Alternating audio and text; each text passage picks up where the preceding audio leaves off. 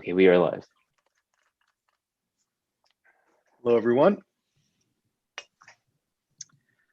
So 4 o'clock now is the time set for the regular board meeting of the Arizona State Schools for the Deaf and the Blind. I'm going to call to order and have a roll call. Suke, if you can take the roll.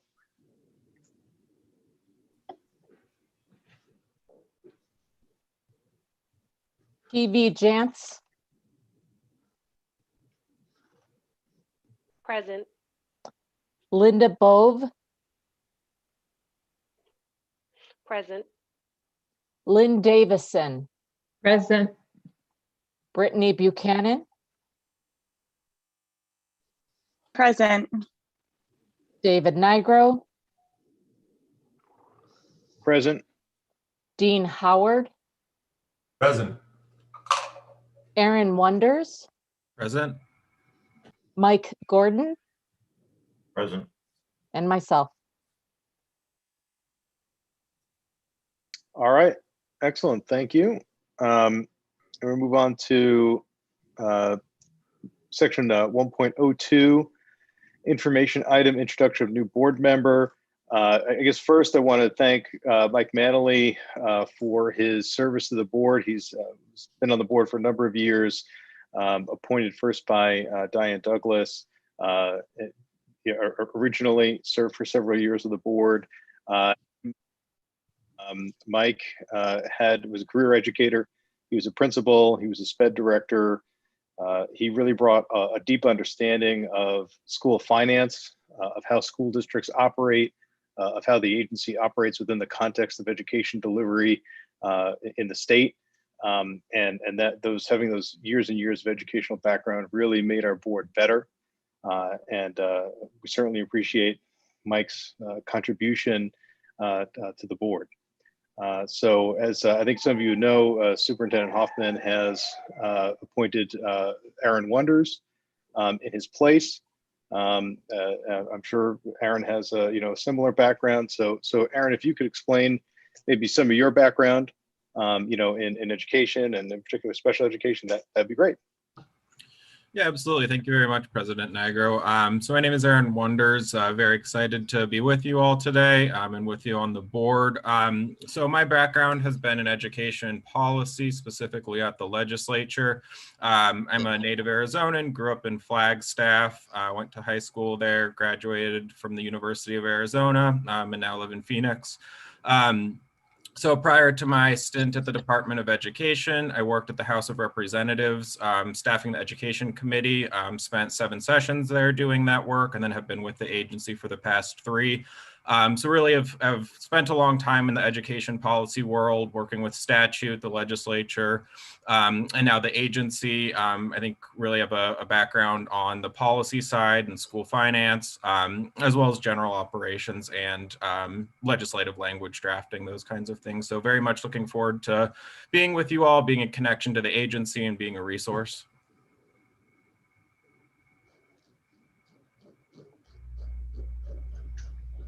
Okay, great. Thank you for that. And we all welcome you to the board. Next, we have 1.03, the call to the public on agendized items. Again, similar to as we've been doing these for almost a year now, or perhaps a little more than a year. We've had public comments submitted with a certain word length limit prior to the meeting. And that'll be read at the meeting. We have a few for this one, and Suke, if you can read those emails. I believe we have 2 for agendized items. The Correct. subject is addressing agenda item 5.02, specifically deaf-blind educational transition specialist. It is from Dorinda Rife. And the comment is, I am writing to express my concern about the recent recommendation to cut supplemental pay to a handful of specialist positions. The reason given, these measures are in effort to address projected fiscal year 2022 budget deficit. I have held administrative and leadership positions since 1998 within 3 school-related organizations. Each position included budget management ranging from thousands of dollars to $40 million. An overarching principle I learned from my time in administration is that taking something away from an employee, even by financial necessity, erodes trust between administration and employees that is very difficult to regain. It weighs heavily on me to see the addition of administrator positions at the same time cuts like this are recommended, and at a time where few administrator positions are filled by professionals with education and direct experience in the fields of blindness, deafness, and deafblindness. Acknowledging, supporting, and listening to those with that expertise has never been more critical for this agency. I am not privy to the circumstances under which stipends were added, but I know from personal experience that financial acknowledgement of expertise and responsibility goes a long way in improving morale and building trust. I urge the board to reconsider the small financial benefit of removing these stipends in favor of attracting and retaining employees who build ASDB's reputation as experts in the fields of blindness, low vision, deafness, and hard of hearing, as well as deafblindness. My comments are made in hopes that they will increase awareness and perspective among our board members. And the second one is also a public comment for agenda item 5.02. It is being submitted by Megan Mogan. Hello, my name is Megan Mogan, and I would like to address agenda item 5.02 regarding the elimination of salary stipends specific to the job title Deaf-Blind Educational Transition Specialist. My colleague, Pat Young, and I work in this position for the Arizona Deaf-Blind Project, a federally funded program that provides services to the educators and families of children and youth with combined vision and hearing loss from birth to age 22. ASDB administers our grant for us, and federal funding is the primary source of our salaries and benefits. However, the limits of that funding can make it difficult for small state projects like Arizona's to recruit and retain deaf-blind specialists who have background and training in such a low incidence disability. ASDB offered these stipends as acknowledgement of this reality so that Pat and I would not experience a significant loss in pay when we moved to the Deaf-Blind Project from our positions within the agency. Their existence reflects our agency's commitment to the delivery of high-quality services to the more than 230 identified deaf-blind children and youth across our state. These stipends are now proposed for elimination this evening with a justification that reads, an effort to address projected fiscal year 2022 budget deficit. Cost-saving strategies have been initiated to achieve a balanced budget. The elimination of our stipends will do very little to offset a significant budget shortfall, and it comes at a very high cost, our morale. Please consider what it might be like to see your small stipend referenced as disposable commodity within the scope of a $58 million annual budget. Consider what it might like to have your livelihood referred to as a cost-saving strategy while viewing adjacent documents approving new agency positions or raises for other staff. Consider receiving a phone call informing you of your proposed salary decrease during Teacher Appreciation Week and at the end of an already demoralizing pandemic school year. Pat and I are not cost-saving strategies. We are humans with our own families to support. We represent 20 years of combined service to the Arizona Deaf-Blind Project. We represent over 50 years of services to students with the lowest of low incidence disabilities. Even though our stipends are small, they allow us to work with dignity in a highly specialized position we love when we could make higher salaries elsewhere or even in a different position in our own agency. We have dedicated our careers and services to deafblind students, knowing we would be ineligible for future salary increases received by our teaching peers. We understand our administration and board have difficult budgetary decisions to make. We would like to go on public record as disagreeing in the strongest possible terms with any cut that potentially impacts the services of children who are deafblind, especially when it would have such little impact on balancing our budget. We ask you to consider holding agenda item 5.02 from this evening's vote. Thank you.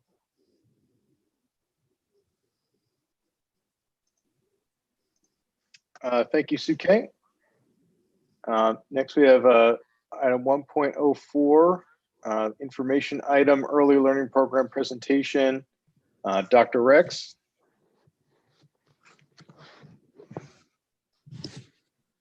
Hello. Good afternoon. I actually am going to be turning this over to Dr. Kendra Benedict, and she has a team of individuals that are here to update you on some things that have been happening, as well as we move forward that will be happening. So I'm going to go ahead and turn it over to Kendra. Thank you, Dr. Rex. Good afternoon, ASDB board members, President Nigro, Superintendent Reichman, Assistant Superintendent Rex, and ASDB community. Thank you for allowing me this opportunity to share with you ELP's response to the pandemic this past year, along with my colleagues Lila Solson and Heidi Klemhaus. Before we jump into that though, I'd like to take a moment to pay respect to a truly remarkable human being, Susan Greer.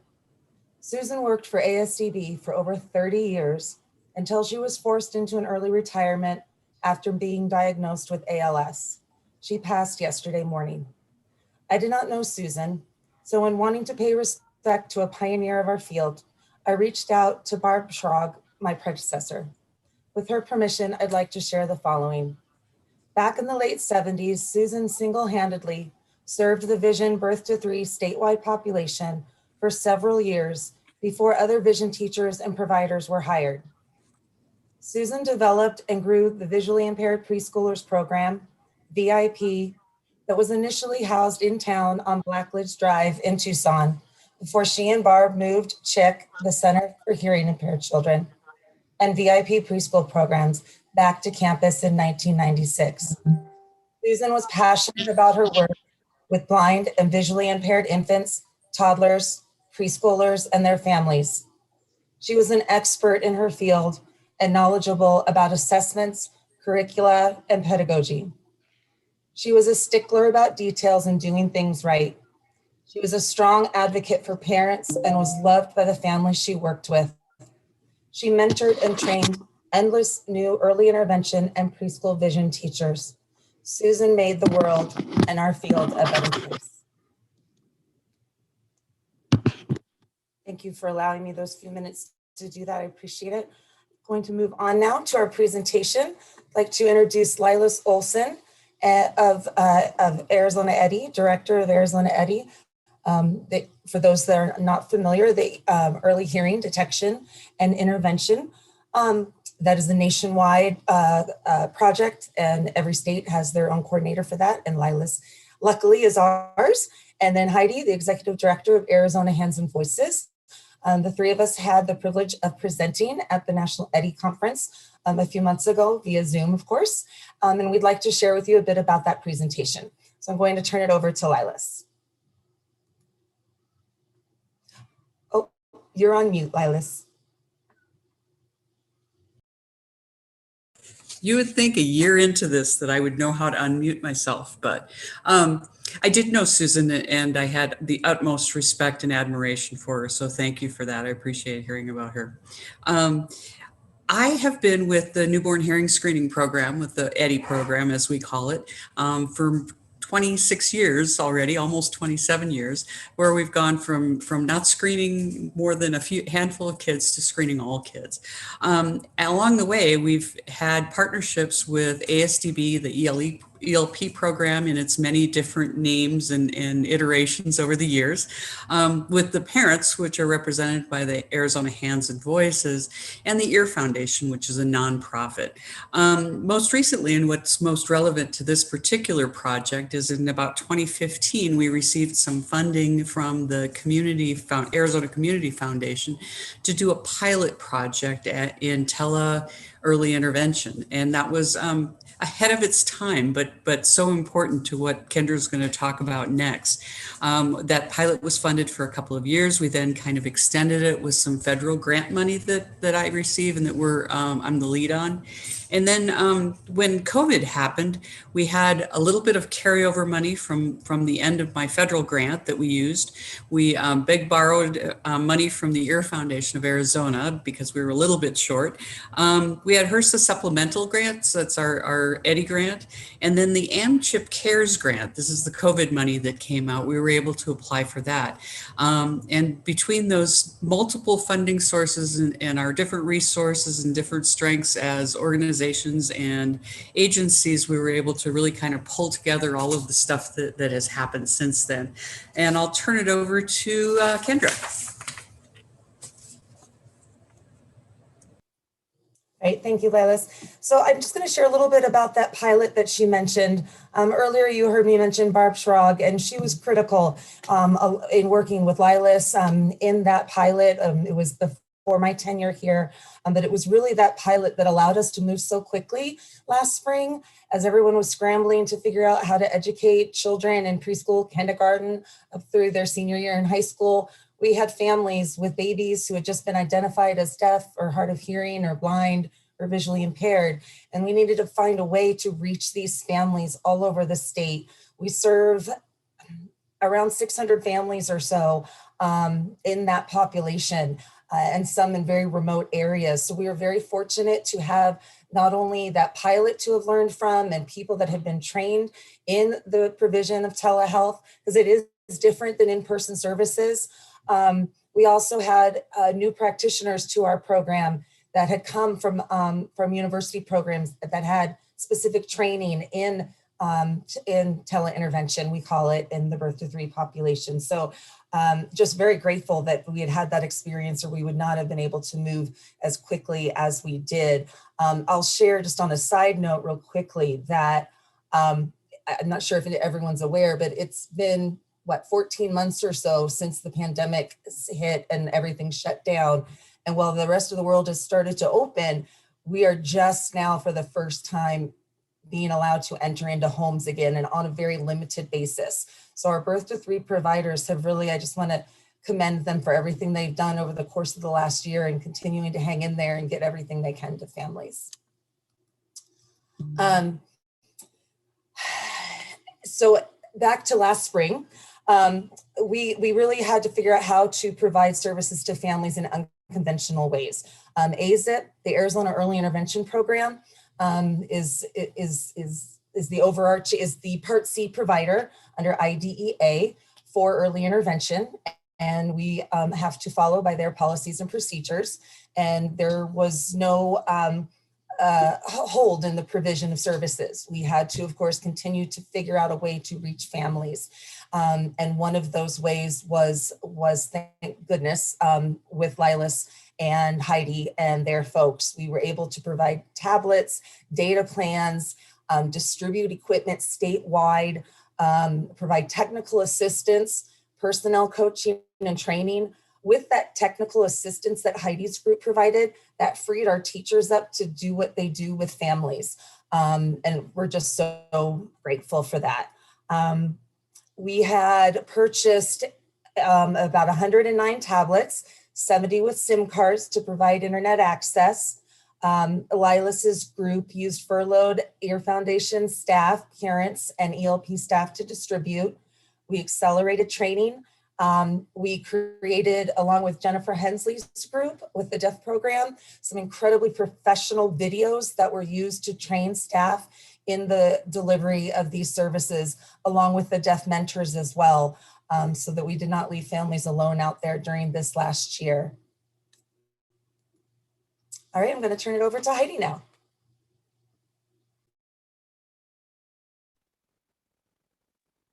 Thank you, Kendra. This is Heidi. First I'll introduce myself. I am a parent first and foremost. I have 3 children. My oldest is 25 years old today, so happy birthday to her.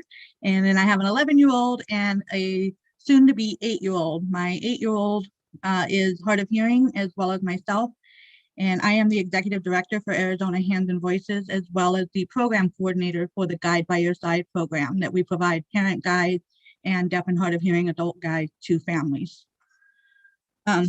Moving on to what our role was within this collaborative project, we really wanted to ramp up and utilize the support that we were already providing parents, but also just changing it and seeing how can we step up to the plate. And so after the initial distribution of some of those tablets and devices that were being sent out, our guides kind of took on the role of doing some of that distribution and then connecting with parents and ensuring that they understood how not, because it's one thing to hand them a tablet and expect them to know how to do it and how to use it. But some of these families have never even had basic knowledge or use of equipment. So we were responsible for educating them on the use of the devices that they had, making sure they could connect well to Zoom, that they understood what the app was, they understood how to do the updates if needed.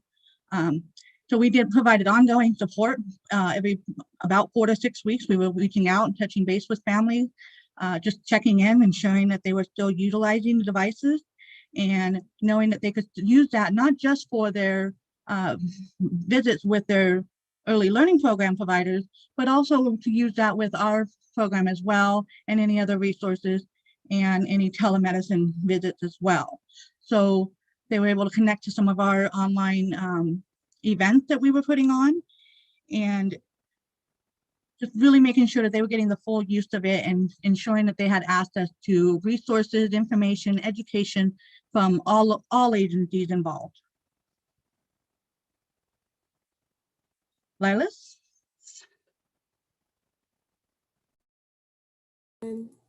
You're muted again, Lilas. All right, I had a birthday recently and I'm not learning very quickly anymore. I'm incredibly proud of the whole team, parents, early learning program, the Ear Foundation, in how quickly we were able to get tablets out. We had tablets out by mid-April all over the state. And so we moved, being a small nonprofit, it's very easy for us to purchase things and to get them out. So we're incredibly happy about that. However, we didn't know what we were doing in some cases. We certainly didn't know how to deal with 109 tablets. We didn't know lots of things. And so, as we went along, we were able to find additional funding, and that additional funding let us fill in some of the gaps that we created incidentally as a learning process in this particular thing. One of the things we found is it just wasn't feasible for that month-to-month renewal of the data plans. We also found out that the data plans didn't work in many places, including Tucson. I had no idea. I've learned so many new terms: 3G, 4G, 5G, all that kind of stuff. And it turns out that what we had didn't work very well in a lot of different places. There also are places that not one single internet provider provides internet across the state. And so we had to have multiple internet providers to cover the entire state. There are also information technology needs. As I've already proved today, my own technology needs are vast. And I was the person that was setting up these tablets and these laptops. And obviously I needed lots of help. Parents and technology challenges, all of the problems of, we're providing technology to people who don't have smartphones, who don't have tablets and don't have internet. And so they haven't learned how to do Zoom. They haven't learned how to connect to an internet. They haven't learned a lot of that. And we really needed that parent support to figure that out. We also found that for the Deaf Mentor program, that a 10-inch tablet screen just wasn't really large enough for the teaching of sign language that was necessary. And so we were able to purchase additional laptops to take care of that. We also needed help with the tracking and the inventory management. So we really did need to make some changes as we went along. So Heidi will talk a little bit about distribution and kind of the populations we were working with as well. Thank you. This is Heidi. So when we came to distributions, it wasn't limited to any one area. We were able to deliver in all parts of the state, from Supai at the bottom of the Grand Canyon to various reservations, and really just making sure that all of those families that needed it, and we, put in a request for it, and the providers that made it known, we were getting it out to them, whether it was being delivered through the mail or personally by one of us. And we were also making sure that some of those families that really needed that support when it came to language barriers, we have somebody that speaks Arabic, and then we also have bilingual Spanish-speaking parent guides. And there are several families that have benefited from that support from those guides and getting that direct communication. And then one of the biggest things too is just, thinking about the times that we were in and facing. Families were losing their jobs, they were losing their homes, they were couch surfing, or they were moving from one member of the family to another. And so that meant that we were meeting them essentially where they were, whether it was a hotel room, whether it was a family member's house, whatever it was, we were meeting them where they were. And sometimes we were delivering in person, and we were troubleshooting in person. Sometimes they couldn't connect well, they didn't understand it. We, following all of the social guidelines, of course, we were going to the home and staying outside, but talking them through the steps. And then if able to, if they could get on a Zoom through their phone, parent guides were also holding a Zoom session on the phone so that they could show the tablet and say, walk the steps of what the tablet looks like. And we're saying, okay, push this button, go ahead and do the update, that kind of thing. Just making sure that they really understood what steps were needed. And then if we weren't able to troubleshoot, we made arrangements to pick up the device and then swap them out if needed.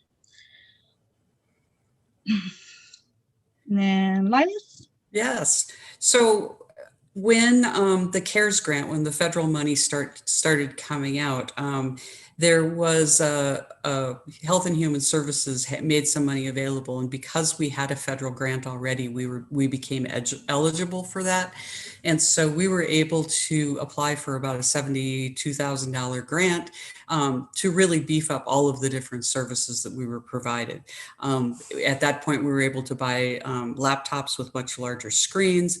We were able to, through consultation with the IT department at ASDB, we were able to figure out the internet issues and do it in a safe way that eventually could transfer over to ASDB.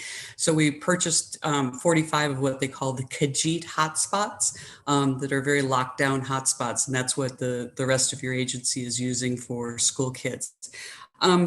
They have a 1-year contract. Although the money expired in April, we purchased the 1-year contract in December. So we continue to have internet access for 45 families through the end of the year. We made sure that we had ability to monitor the use and the access, and to make sure that we knew what was going on. Each one of those hotspots gets about 30 Gs per month. So we were able to expand what they use the tablets for, as Heidi alluded to. Part of the fact that this was a Health and Human Services grant, they were very happy to see that we allowed families to use the hotspots to meet with their doctor or other therapies, or even if they were doing early Head Start or some of the family visiting programs, they were able to use that. In fact, we encouraged them to use the hotspots and the tablets for anything that could benefit their kids and their families. And so we had families that for the first time ever had internet access and all of the tools and all of the opportunities out there. So Heidi's going to talk about the new opportunities. Thank you. This is Heidi. So when we talk about enhanced parent support, we really had to evaluate what we were going to do as from Hand and Voices Guide by Your Side perspective. And so immediately at the shutdown, we went into obviously the virtual platform. We opened it up to families to kind of jump on and talk about what their concerns were, what their needs were, what were they frustrated with, whatever it might be. And it happened to fall on a Wednesday, and we started dubbing it What's Up Wednesday. And we did that for about 7 weeks in a row, just having an open agenda, just letting parents come on and talk. And then we took that conversation and listened. We listened to what they needed, what concerns they had, and we turned that over into topics-focused events and started inviting special guests. Many times we had Kendra and her staff on to talk about what services were going to look like, what they could expect during this time, and anytime changes were happening, what to expect next, or what the new changes might be. Just recently, in February, we had them on when it talked about unilateral services for unilateral hearing loss. And we've had speech and language pathologists, we've had different awareness type things, deaf and hard of hearing adult panels, things like that.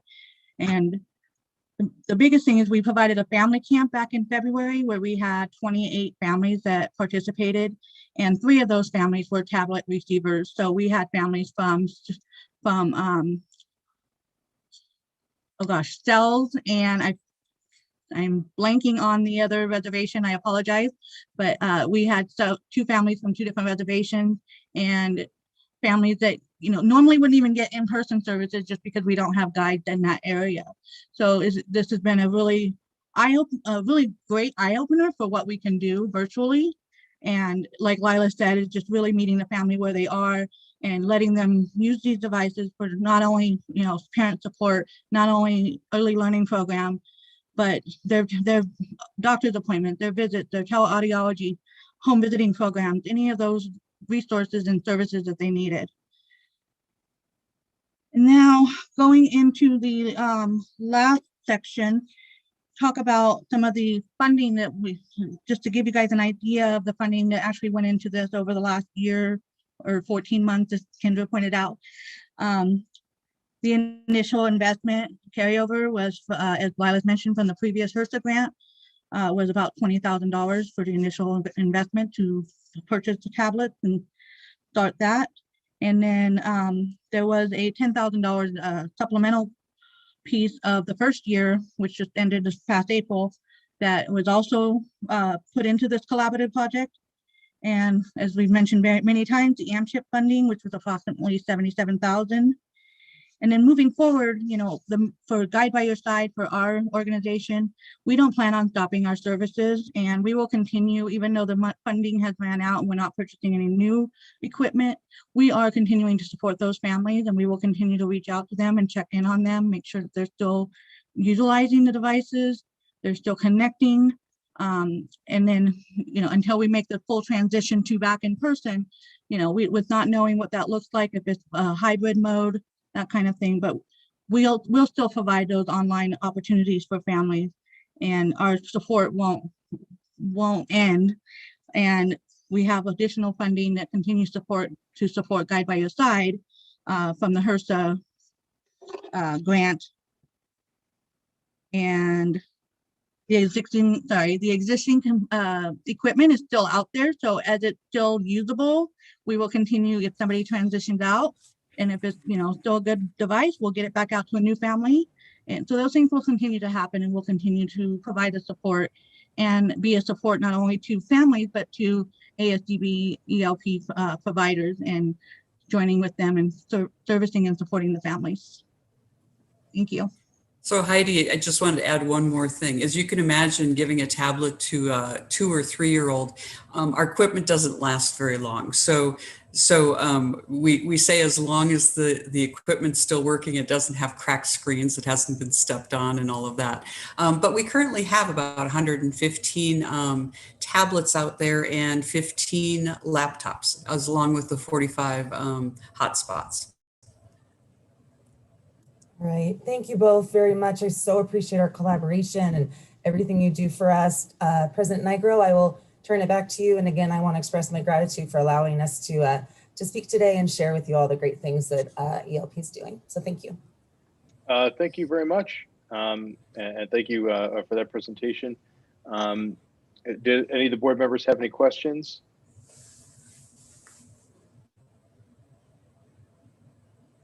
And seeing none, again, thank you for that presentation. We can move on to 1.05 information item, executive team reports. As we've done in recent meetings, we have the reports that were made available on board docs for us to review prior to the meeting. Are there any board members that have questions for the executive reports in this? And again, this is for human resources, information technology, and operations. I see Superintendent Reichman, your video is open. Do you have something to add here? I just wanted to say that if anybody did have any questions at this time, to just go ahead and ask.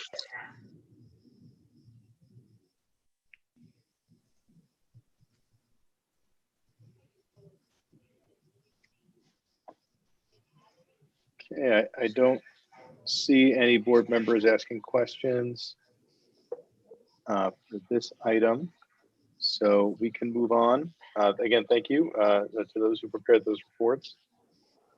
We can move on to 1.06 information item, Assistant Superintendent Report. Dr. Rex. Good afternoon, President Nigro and board. You have the submitted reports from the directors and principals. As our year end closes, you know it's a very busy time. If there are no questions with regard to the report that I submitted, what I'd really like to do at this time is give the board an update on our ASDB Tucson student that truly has an amazing, miraculous, happy ending. A couple weeks ago, we had a student collapse in class at the Tucson campus. The student was unresponsive. And if it were not for the fast action and teamwork of Principal Kelly Creasy and Daniela Franks, who administered CPR, then this story might have a different ending. I want to acknowledge some of the people that made sure that in a time where fast reaction and quick thinking was necessary, these people truly are part of this happy story. I want to acknowledge Donna Lambert for relaying the instructions from the 911 operator and offering comfort and trying to provide comfort to the student. I want to acknowledge Danielle Barnes for contacting the student health services as well as security, finding and copying all the health student record information so the paramedics would have it as soon as they arrived, and was able to keep the area clear during the emergency. To our teachers, our marvelous middle school teachers, Susie McKenna, Marla Koch, Melissa Brown, who immediately supported the other students during the emergency and made sure that things were happening smoothly for the other students' safety. And for our staff that came over to cover classes, Sarah Gaines Bame, Sarah Allen, Shelley Shipley, Bill Peresa, for Alexis Viscara for directing the paramedics to the area, and our nurses who contacted our parents, Mary Pick Morris and Cynthia Beebe. Without the training and the teamwork and just the quick reaction time, our student Maya would not be here today. Maya was taken from our campus to Banner Hospital Medical Center in Tucson, and it was determined that her pacemaker had failed and that she would need emergency surgery at the Phoenix Children's Hospital. So on the evening of April 23rd, Maya was then airlifted to the Phoenix Children's Hospital and had surgery to replace her pacemaker. On Saturday, April 25th, Maya was removed from the ventilator and was able to sit up and walk to the restroom. On Tuesday, April 27th, Maya was then moved out of the ICU intensive care unit to a regular room and was able to take a shower and wash her own hair. By Wednesday, April 28th, Maya was discharged and sent back home to Tucson. Maya currently is at home and will be doing intensive cardiac physical therapy. She is still working with her cardiologist and will be hopefully cleared soon to do online school with us as we finish out the school year. And she'll be online for the remainder of the school year. And today, Principal Kelly Creasy had the opportunity to go see Maya in person and visit the family, and was able to check on her and asked Mom if we could share this report with you all today. And she is doing well and she is recovering. And that is all I have for my report.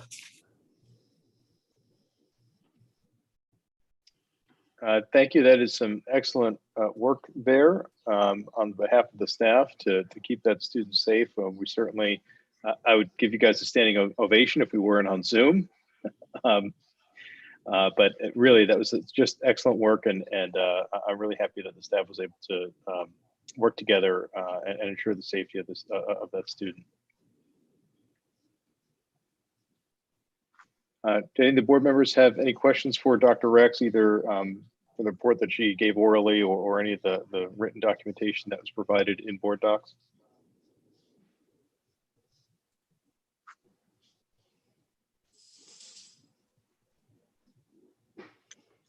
All right, seeing none, thank you, Dr. Rex, for that. We can move on to 1.07 information item, Superintendent's report, Superintendent Reichman. Good afternoon, President Nigro and members of the board, Assistant Dr. Rex, and the ASDB community. I'm happy to see you all here, May 6th, 2021.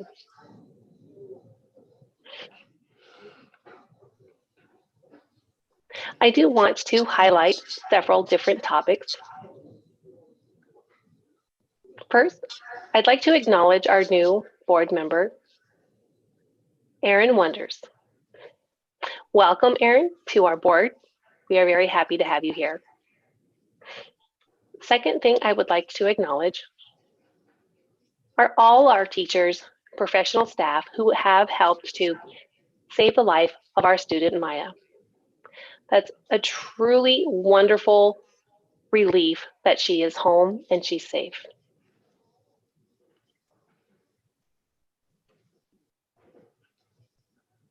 I would also like to recognize our current 2021 school year. This year, we're coming up on the end. 2021 has been one of the most challenging academic school years that we've experienced for our students, as well as their parents and our teachers, our professional staff, our administration leads, our teams. It truly has been a challenge. We've worked hard to ensure that we continued to provide the best education and support to all of our students and to their families. I just really wanted to take a moment to recognize all of you and your hard work. I cannot name you the board members to let you know that we are here. Graduation upon us. We have a graduating class for May 2021 in both the Tucson campus. Those students in their academic careers. So all have had that opportunity to recognize the far and that they have persevered through years thus far. 19.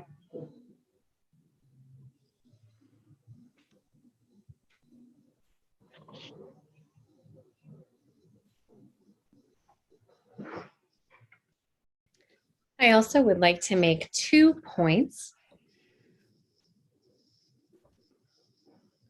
One, I will talk about 5.03 on the agenda. That is proposed to provide a COLA or cost of living adjustment for various members of staff who are not teachers, and that would be a 2% COLA. The reason we are proposing that is because our teachers have gotten a 20% increase over the course of the last 3 years. This is the 3rd year, which completes their 20% increase for our teachers. And our other staff members have not received that much of an increase. They've gotten 1.5% increases slowly over time through that same 3-year period. And we would like to propose that the non-educating staff receive a 2% cost of living adjustment. Our executive director Ms. Cooper has done a budget analysis. She's looked carefully at the numbers and projected that small surplus for next year. And the surplus is sufficient that we can cover that 2% COLA increase, again, for our non-teaching staff. So that's the first thing I wanted to mention.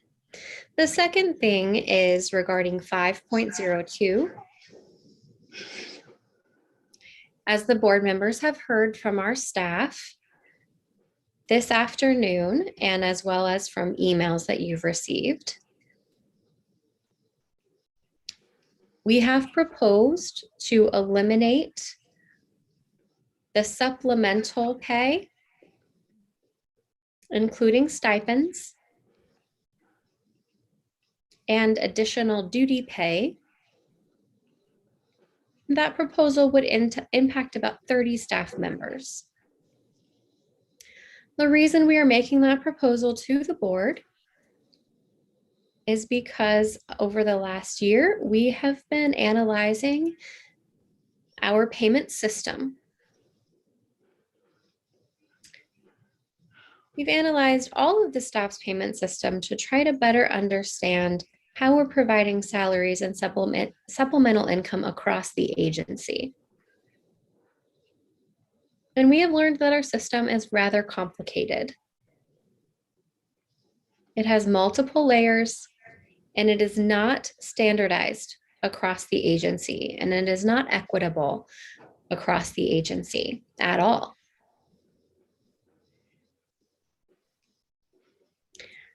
We have found examples of 2 individuals that have the same job title, the same responsibilities, and one is getting the stipend while the other is not getting a stipend.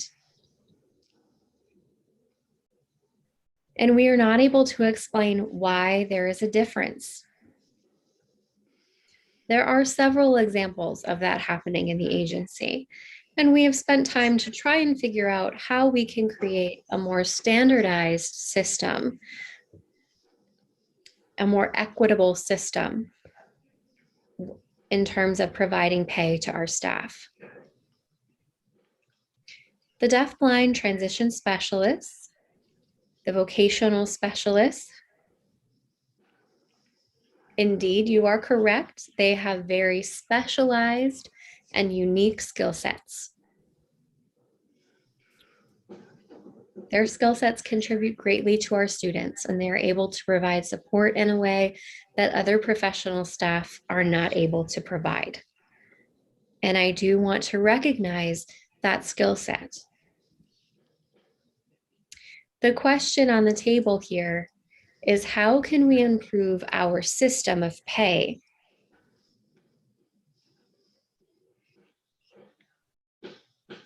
How can we sometimes provide supplemental funds and at other times not provide supplemental funds to staff members? Our proposal is that we begin eliminating the supplemental income. And if we have professional staff who do something that is specialized and unique, a unique skill set or service provided to our students, that we look at the base salary and pay an equal salary based on their skill set and contribution and how they support our students. So that is our goal at this point.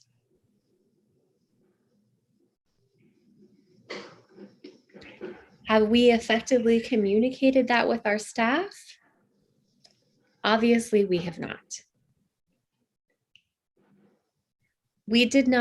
I did not take the time to thoroughly consider how our leadership team could effectively inform individuals after being informed themselves, so that they would have the opportunity to provide us feedback and figure out the most equitable way to move forward addressing this issue. I know that the board members will want to discuss this more, and I'm sure that you will have questions. I welcome your questions. I welcome your feedback. Let's figure out the appropriate next steps here. The final comment I wanted to make is that while we are getting ready for the July board meeting,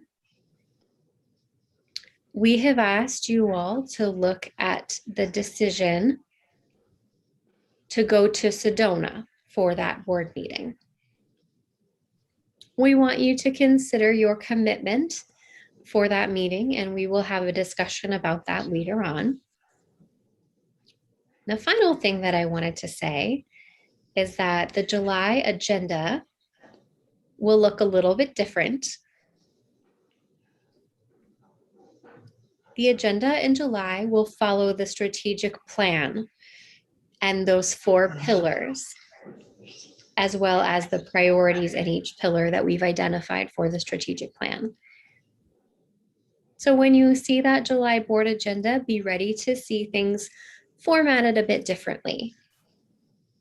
We will start providing information according to the pillars and priorities of the strategic plan, and also some beginnings of the data and metrics that we've established in the plan.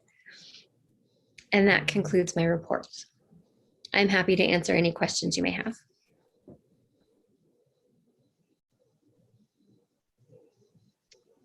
Are there any questions for the superintendent?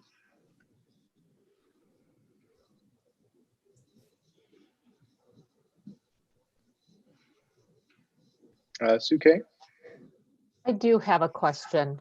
So in regards to the Agenda 5.02 item and the removal of that, with the comments that you've made about looking at the payment system and how to make it more equitable across the board in that regard, would those individuals that would be losing that stipend be part of those individuals, be in that group of individuals that would be receiving the 2% COLA increase? Yes. Okay. And comparatively, if they lose that stipend and receive the COLA increase, how, I mean, are they going to be back to where they are with the stipend, or does this give them a little bit above that as well?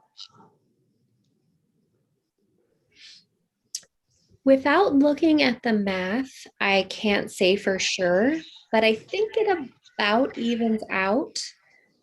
What they're currently earning in addition to the COLA should about even out the stipend. So I will stir the pot here. So is there a way to take another look possibly at that COLA increase so that it actually feels like a COLA increase and doesn't feel like we are just giving them to appease them for what we are taking away to look at the implementation of a better payment system?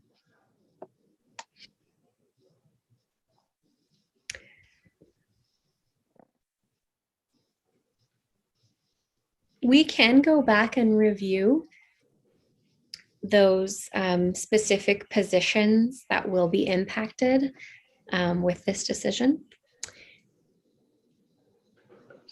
We can look at those special skill sets and their additional duties, the work that they do in supporting our students, and including their job description, and ensure that they're receiving an appropriate salary adjustment that it would be separate from the COLA. So I just, in my very humble opinion here, I think right now perception makes it look like we're borrowing from Peter to pay Paul at the expense of qualified staff in a very specialized niche area. And I don't want the message to be that we don't value that specialty, and that we don't see the absolute need for that specialty. And I don't want to make it look like smoke and mirrors either. I want us to be as transparent about this with them as possible. And that's my 2 cents.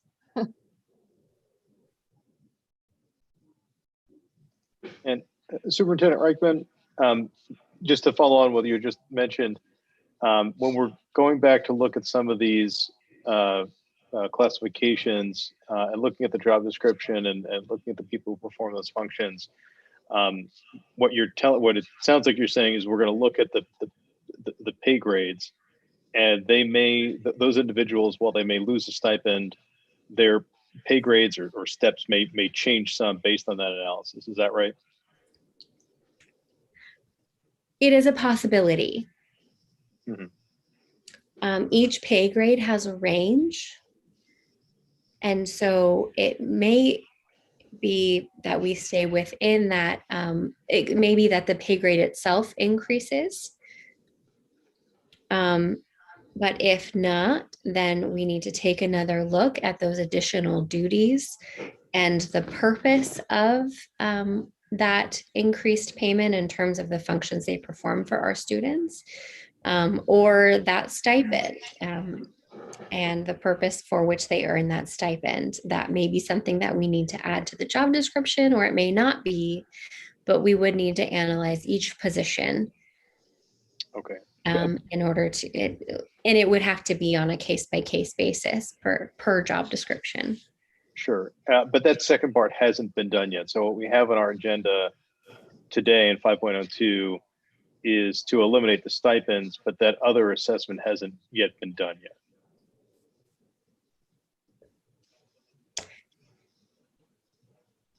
We do want to go ahead and eliminate the stipends for those classified staff.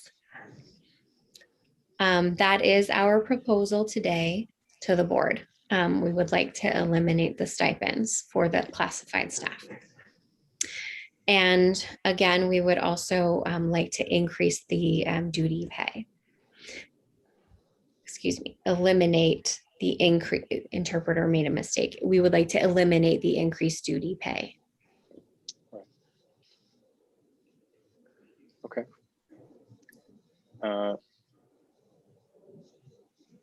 Okay, that sounds, thank you for clarifying. Are there any other questions for Superintendent Reichman?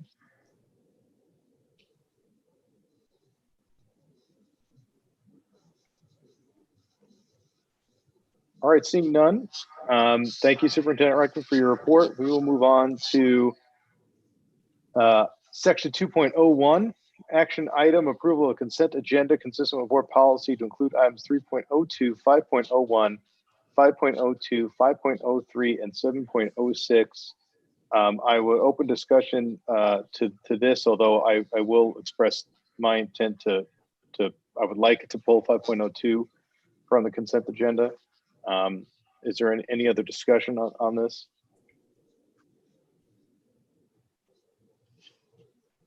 PV? Yes, this is PV Jantz. I do have a question because the consent agenda includes the teacher pay increase. Do I need to abstain from that vote, or should I propose to have that as a separate item as well? If you believe that there's a reason for you to recuse, then you can recuse yourself when we pass that. We could pull a specific one from the agenda, and when we get to that item, if you believe that you should recuse yourself, you can recuse yourself. If you would like to abstain, you can abstain.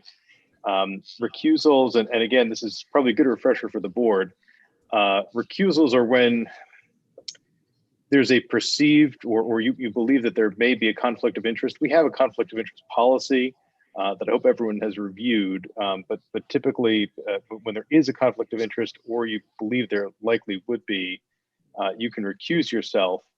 The importance of recusing yourself is, or the effect of that is that you leave the quorum for purposes of that vote. So if someone were to recuse themselves and we had 5 people in the meeting, 5 board members in the meeting, we wouldn't be able to have that vote. We couldn't take that action because the recusal, if we were in person, you'd step down from the dais. An abstention, it means that you don't vote, but you are still there for purposes of making quorum. So if there are 5 people and you were to abstain, then you're still there for quorum purposes. We could still have the vote, but you're just not voting. So if you believe that you will need to recuse yourself from one or more of these items, then we should consider, you should consider asking us to pull that from the consent agenda.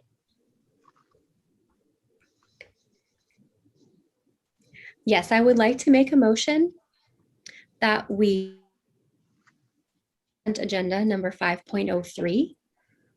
I would like to have that as a separate vote. 5.03. Okay. Is there any discussion on that motion? Linda? Can you please repeat the motion? PB had I want to clarify before I make my comment. I apologize, President Nigro. Oh, sure. PB had made a motion. But I was going to make a comment and I wanted Sure. to make a motion and now I'm a little bit lost. So if you wouldn't mind, please repeat the motion. Sure. PB has made a motion that is unseconded at the moment to remove 5.03 from the consent agenda.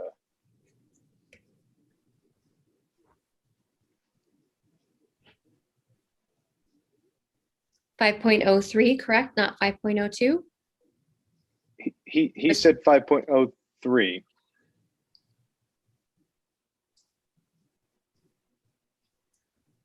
Okay, and I'm sorry, what is that? 5.03? I'm trying to find it real quick here.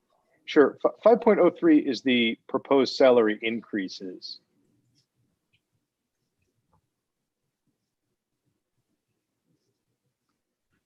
Okay. Okay. I would like to, well, Suke, do you have something to say? I think you're on mute. Yeah, there we go. Just a second. Yeah, I was going to second the pulling of 5.03. I would like to if I could make a cross motion to remove 5.03 and 5.02. I would second that. You would second that? Yep. Thank you. Is there any discussion on that? Okay, so we have a seconded motion. Linda? Okay, President Nigro, that's what my intention was. I had missed the discussion of polling 5.02, and I wanted to talk about that. I thought it was only 5.03. I didn't hear the discussion of 5.02. So who was the one who brought up polling 5.02? If you can clarify that with me. That was me.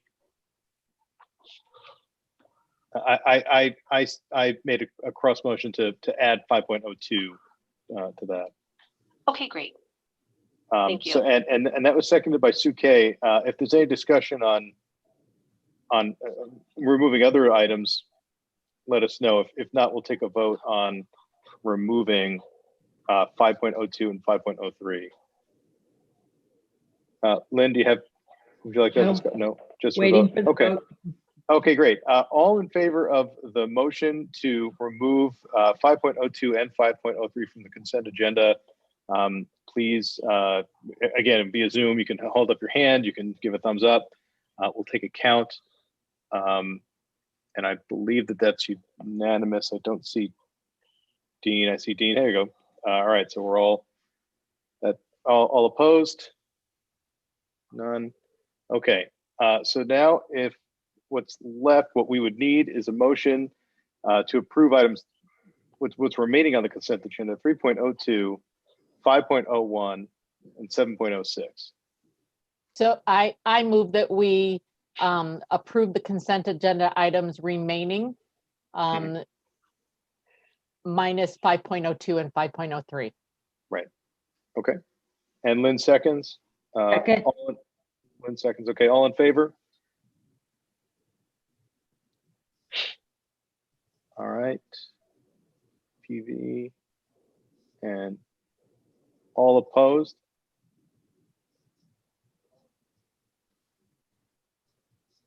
All right, then that passes. So the consent agenda 3.02, 5.01, and 7.06 have been approved. And we will move on to 3.01, action item, adoption of social studies curriculum. Dr. Rex. Good afternoon, President Nigro and board members. This is our adoption of the social studies curriculum, and I have Orrin Katchoff that will be giving you some background information to help you with this action item. This is Orrin.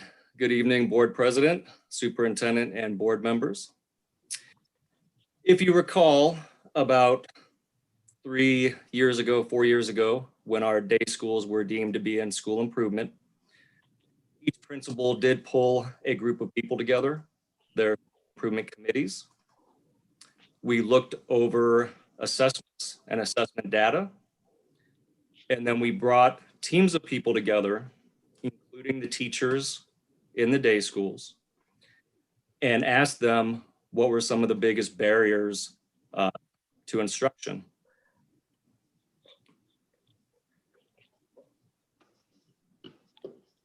Two of the biggest items that came up were materials were outdated. Our curriculum in some cases was 15 or more years old. And they also asked for time to collaborate together. We continue to work on the time issue to where they have a lot more time to collaborate than they did 3 or 4 years ago. The first year that we were in school improvement, we brought together teachers from both campuses.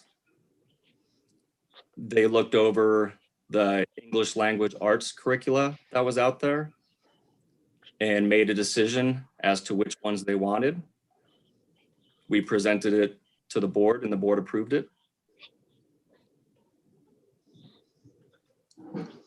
The following year, we did the same with math.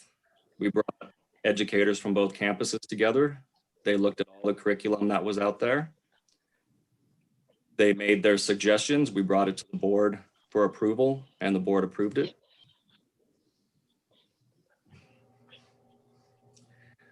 Last year, we did the same with science. And this year, we did it with social studies.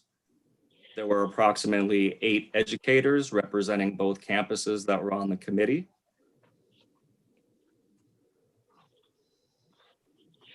All of the curricula that they wanted to look at, we did have available for public review for 60 days per board policy. As the case with every adoption we've done so far, there have been no comments from the public. If there were, I would report on them, but there have been none. After we started this process on February 1st, on April 19th, my apologies, the group came back together and gave their recommendations. PDSD would like to adopt the History Alive curriculum for middle school and high school.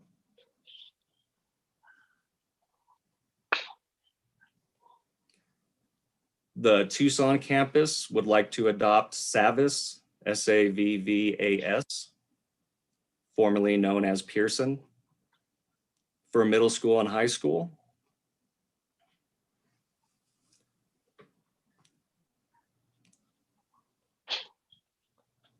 And both campuses would also like to adopt, it's called Students of History, as a supplemental resource. The supplemental resource provides a lot of supplements for history in much simpler language, which they believe will be crucial to a large population of our students.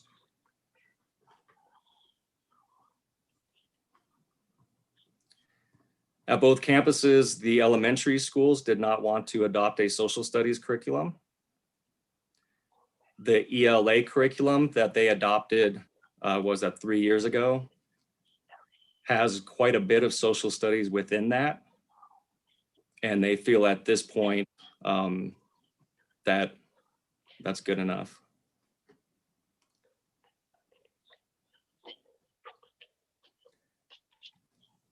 So at this point, same in previous years, I can answer any questions if there are any. And if not, we would appreciate the board adopting the curriculum. We have everything ready to go, so we can hit the send button and try to get these materials to the teachers so they can start looking at them before the school ends, and we'll start scheduling the training that they'll need on the materials as soon as possible.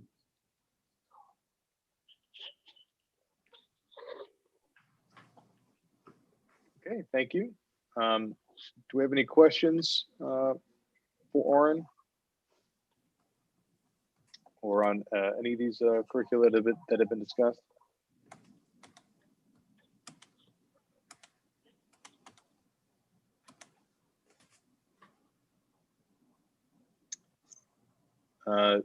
Seeing none, would anyone like to move that we adopt the social studies curriculum as proposed?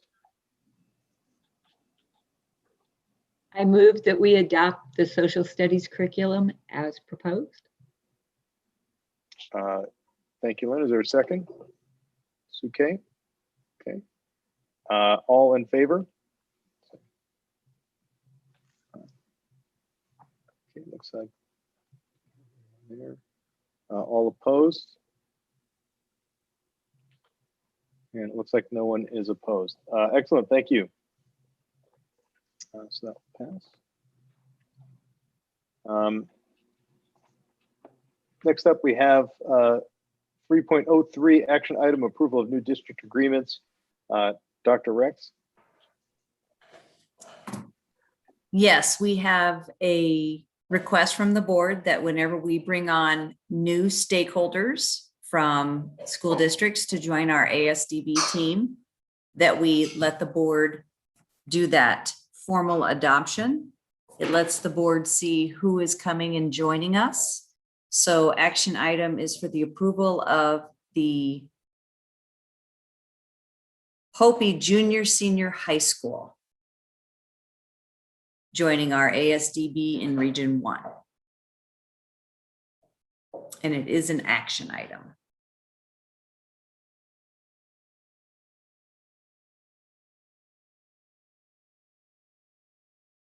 Are there any questions for Dr. Rex on this agreement? No. Do we have any motions to approve this? Lynn? I move that we approve the new district agreement. Okay, is there a second? We have a second. Okay. All in favor? Or aye, there we go.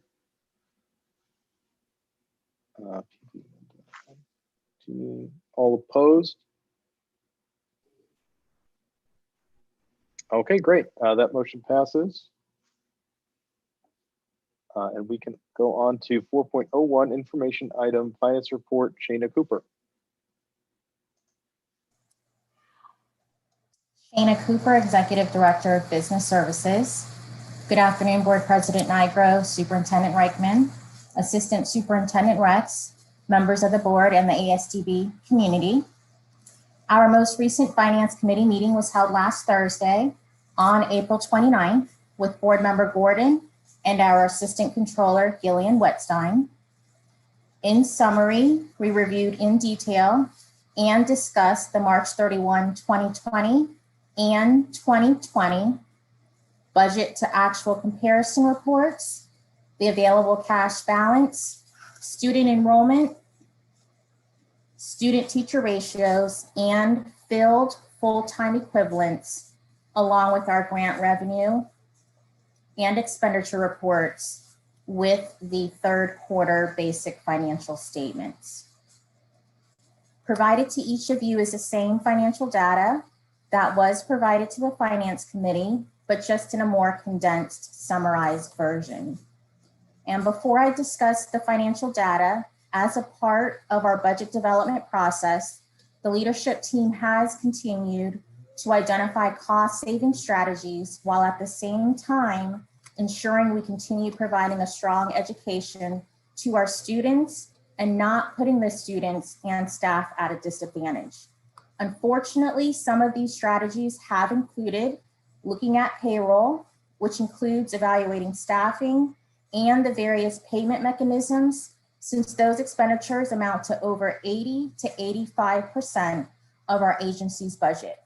And as with any cost-saving initiative, it includes overcoming the culture and the politics to get to the fiscal savings. I have been transparent with our fiscal position the last several years, and over the last year, there has been concern about some of the loss of our recurring funding. With that, our revenues and expenditures have had to be reevaluated to slim down yearly costs and to ensure our agency goals and strategic priorities are met. We have to be able to make tough decisions by looking at efficient ways to streamline our operations and save money. Trust me, I know it's easier said than done, but we need to be able to continue to find a happy medium between balancing the desired impact and learning goals for both students and staff with a realistic budget.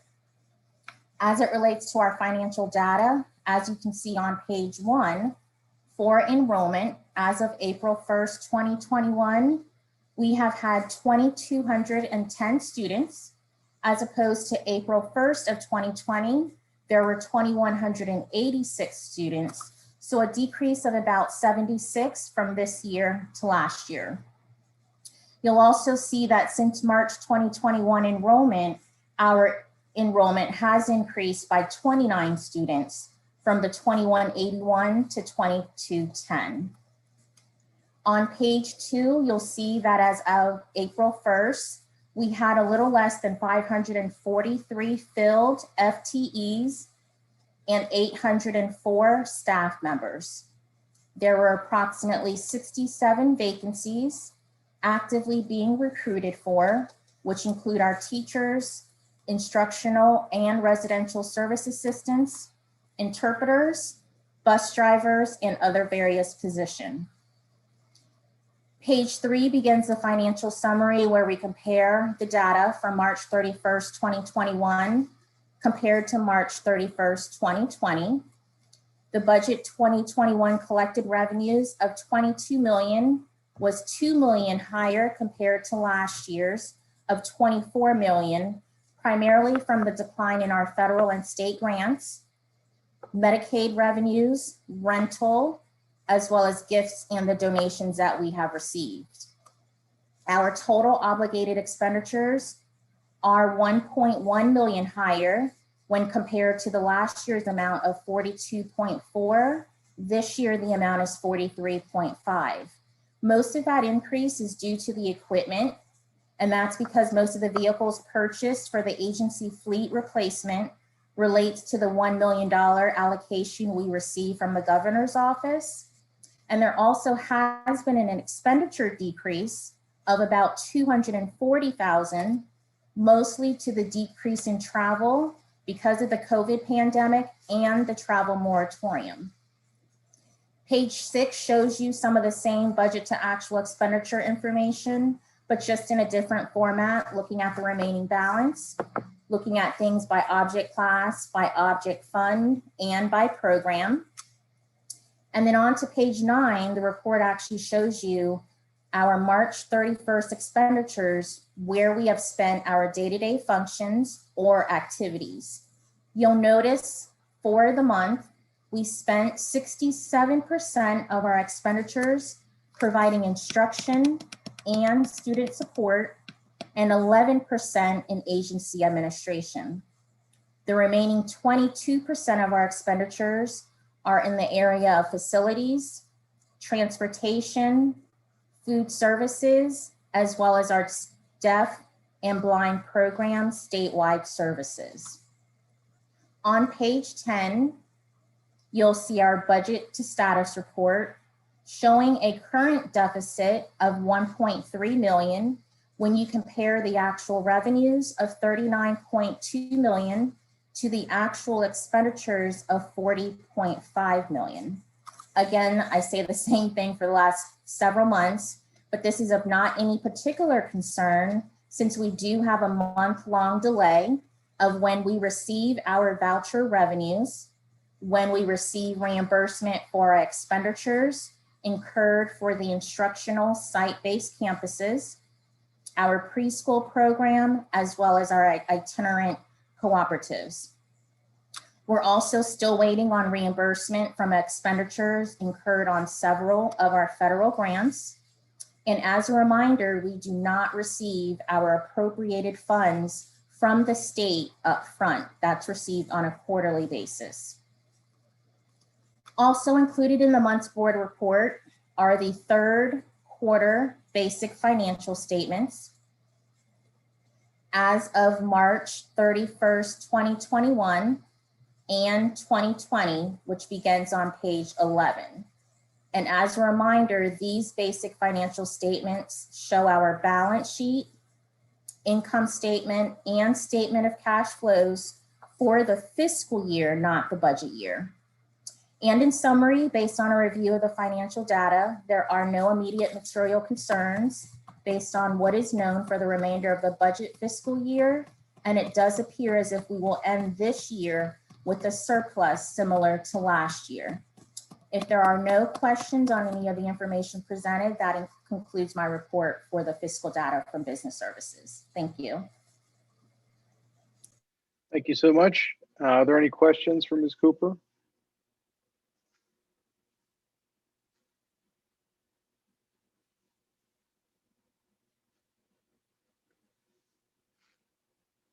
All right, seeing none, move on to 5.02, approval of pay schedule changes for fiscal year 2021, 2022, Anita Pyatt.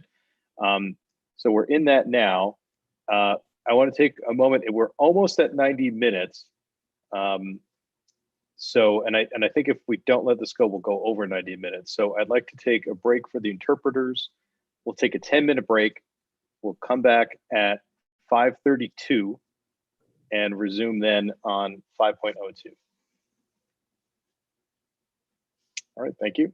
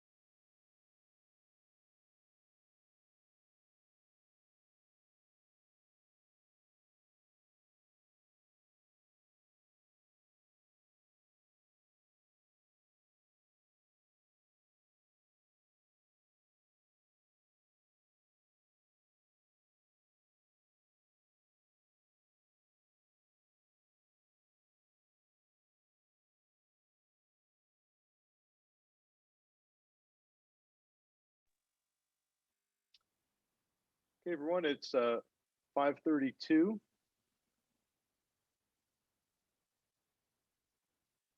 Okay, can you hear me okay? Yeah, okay, good.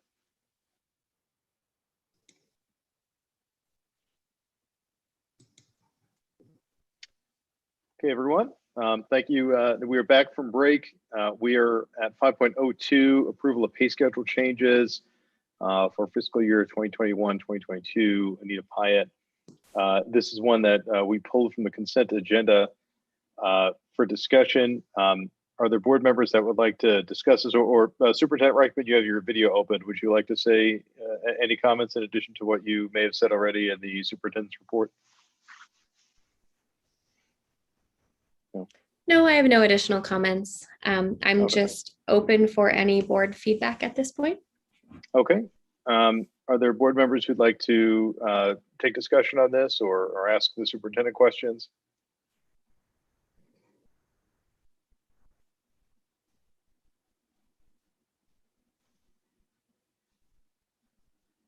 PV? I do have a question. I'm curious for the board or perhaps for Superintendent Reichman.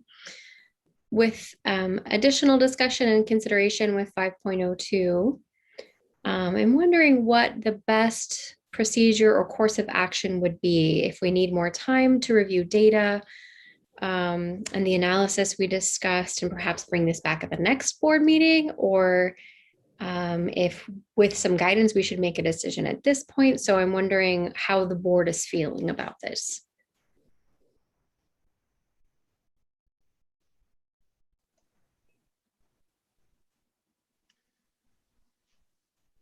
If there's no other board member comments right now, I think PV, that's a great question. My opinion on this is, these pay schedule changes were made in an effort to reduce the reliance on stipends and duty pay that produce, or what the superintendent believes produces inequitable results in salaries across the agency. That's her position. Unfortunately, with respect to some of these changes that we were asked to make today, the commensurate or the associated study or assessment of those individuals, the jobs that they perform, the job descriptions for those positions, and their pay grades and classifications hasn't been done. And as we understand it, once that assessment's been done, their pay grade may change, or it may not, but it's got to be determined on a case-by-case basis. And I think that before we were to do something like this, at least in my opinion, that we should do that second piece of the work, that we have to look at the individuals that are going to be affected by it, make some kind of recommendation as to whether any changes regarding their overall pay or grade or job description or job title should be made based on the work that they do and the work that they've done, and bring that to the board. And again, that may result in pay, decreases in some cases. It may result in pay increases, I suppose. It could result in a net even result, and I suspect that case may be different depending on the situation. But at least for me, and I think we should take no action here. And to the extent that we do eliminate the stipends, we do it after the full assessment's been made for all the individuals affected, and those individuals have a much better idea of where they're going to be at the end of this process.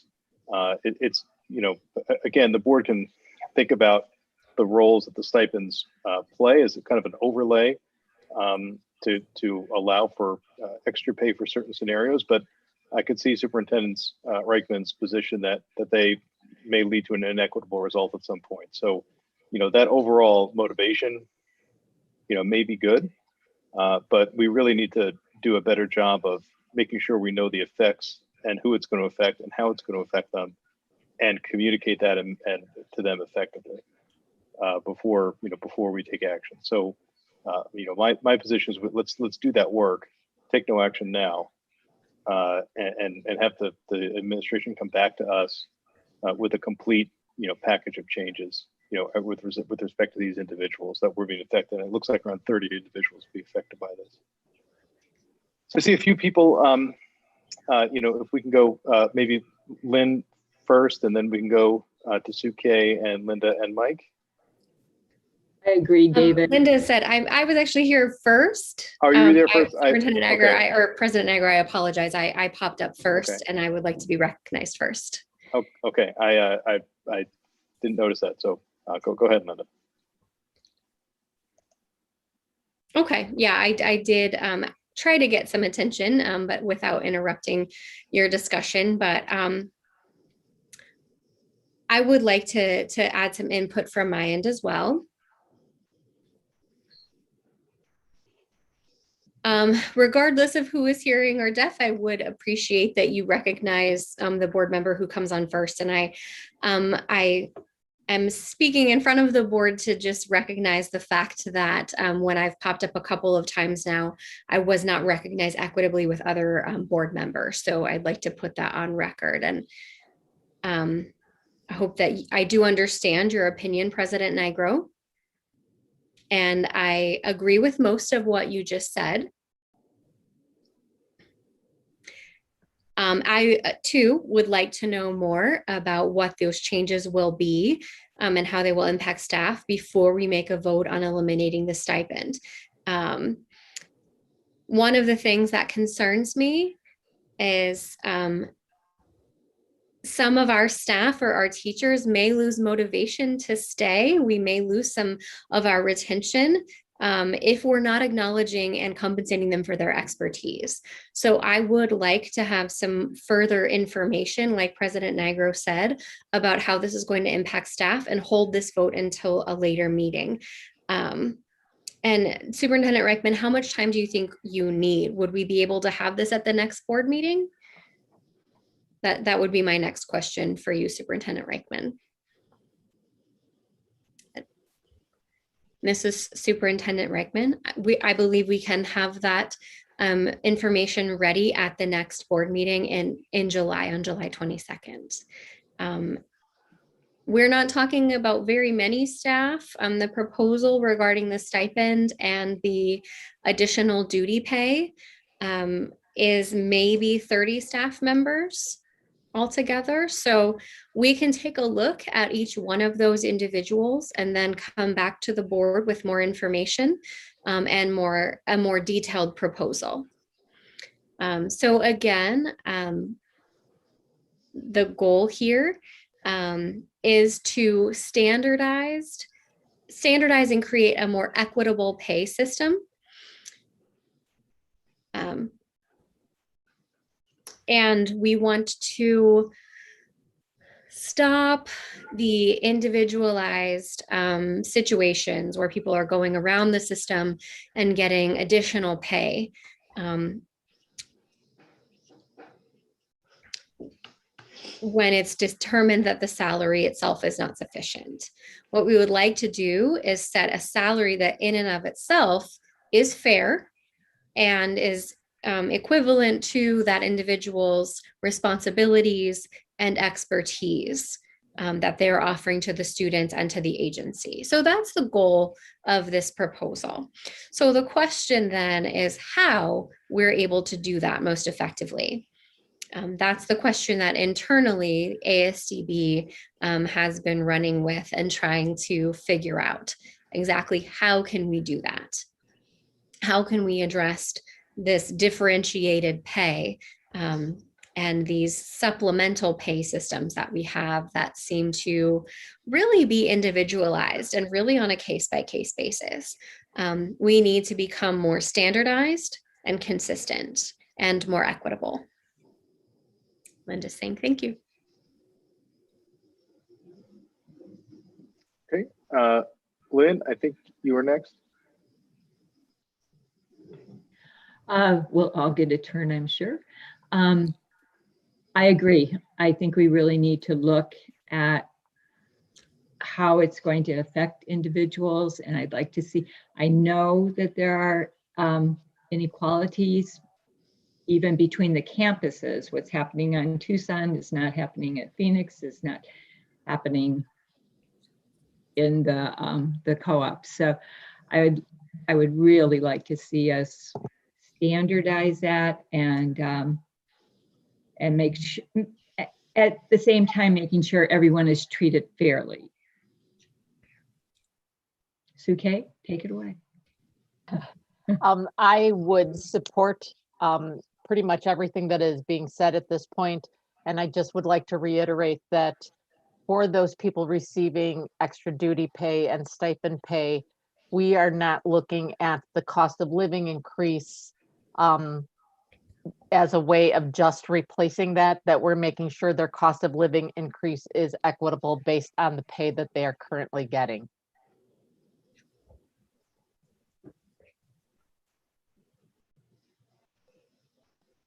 Thank you, Suke. PV? Thank you. I would like to again hone in on that concept of giving Superintendent Annette Reichman the opportunity to create equity within the agency. And I agree with her determination regarding this system. And I would support her decision to create a more equitable system. Being that only 30 staff are impacted, it does seem like a small number, but at the same time, I think it's important we recognize that these are specialized areas and it is a challenge. We need to ensure that we are thorough in determining the value of these specialized areas and making sure that they are supported and that their pay is fair. At the same time, we want an overall, on the whole, equitable system. I think that it would be wise for the board to allow Superintendent Reichman the opportunity to do a little bit more analysis and determine what the best approach might be and bring that back to the board. And then if we don't like that or we're not satisfied with that, we think there should be a different approach, we can have that conversation about a different approach. But Superintendent Reichman, with your comments, do you have any comments or questions on the approach to this particular topic? This is Superintendent Reichman. No, I can see that the board obviously wants more information and I'm happy to provide that information. If you just give us a little bit of time, we will also do a more in-depth review and we will become more prepared with additional information for the board at the next meeting. PV is saying, great, thank you, Superintendent Reichman. I think that from the view of fairness, it would be a great idea to address this at the July board meeting and have some additional answers to questions before the school year starts in the fall, if at all possible.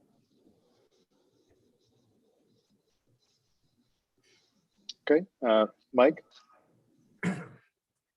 Thank you, David.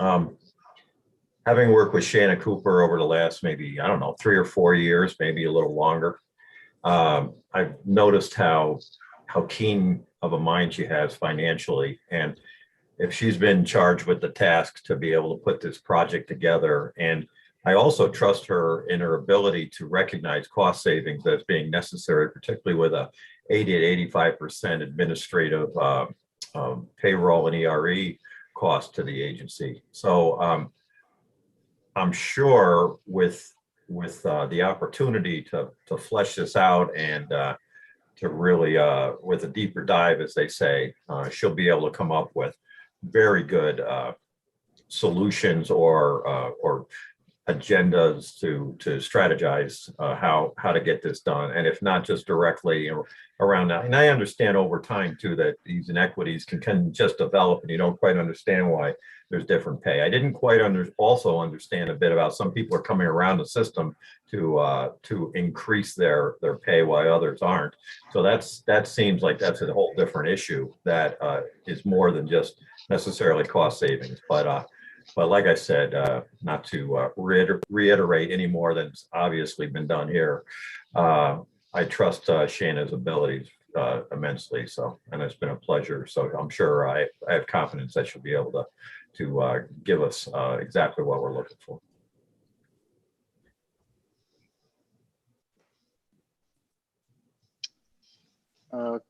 Great. Are there other speakers on this issue? Phoebe?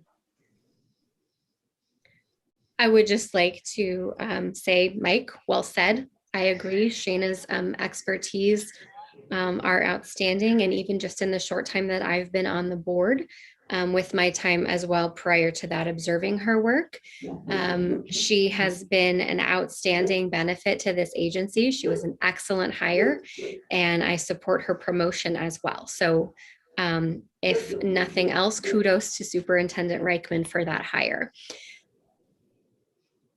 If an action item is required on this, do we then need to make a motion to table this issue until the next board meeting? No. If so, I'd like to take the opportunity to make that motion. No, we don't need to take any action. Action item just means that we can take action. And if we do take action, we have to list it as an action item on the agenda at least 24 hours before the meeting, although we tend to post it the Friday before, so about 6 days before. So we don't need to, we're not required to take an action. So we can simply pass on to the next item and, without approving this. Is there, okay, and again, if there are any other comments, I'll get ready to move. All right. On the next item is 5.03. Approval of proposed salary increases for fiscal year 21-22. Superintendent Reichman. On this one, I believe the PV would like to recuse himself. Is there any other discussion that would like to be had before there's a motion? I think I see PV raising his hand. So PV. Yes, I would like to recuse myself from any discussion regarding this issue. Okay. Is there any other board members that would like to talk about this before Suke? I was getting ready to make a motion to go ahead. Yeah. Oh, okay. So you can go ahead with that. Okay. I move that we approve agenda item 5.03, approval of proposed salary increases for fiscal year 2021 to 2022.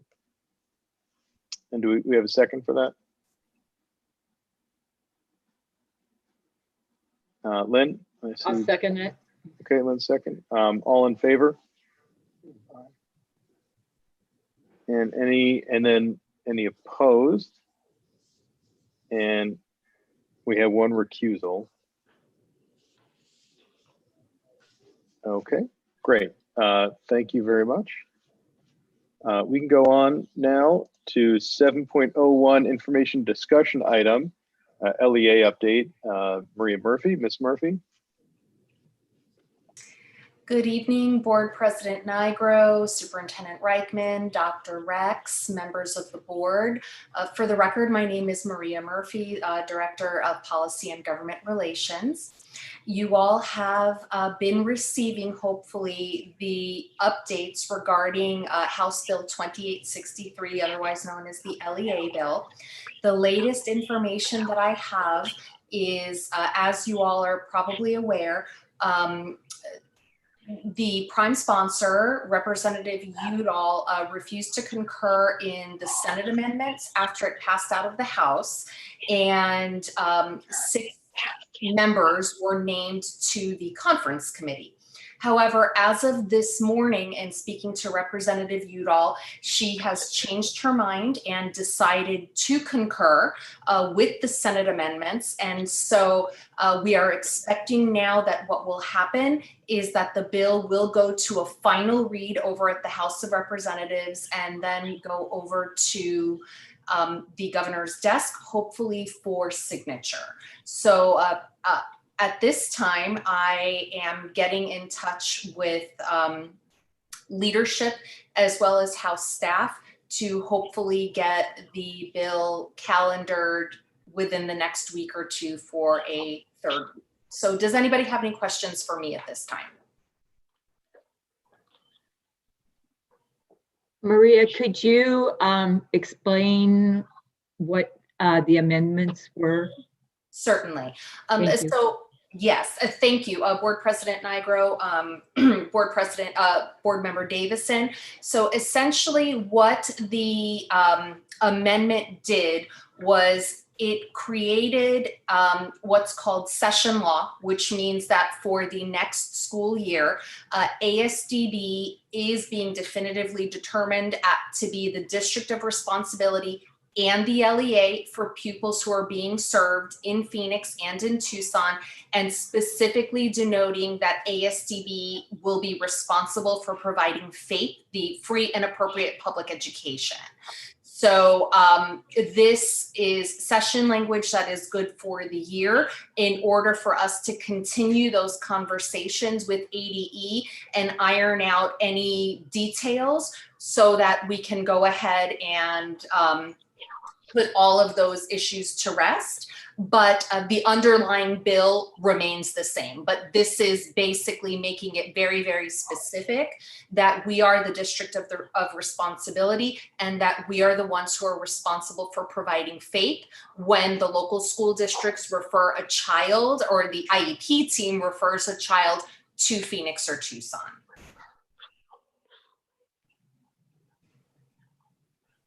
Thank you. You're welcome.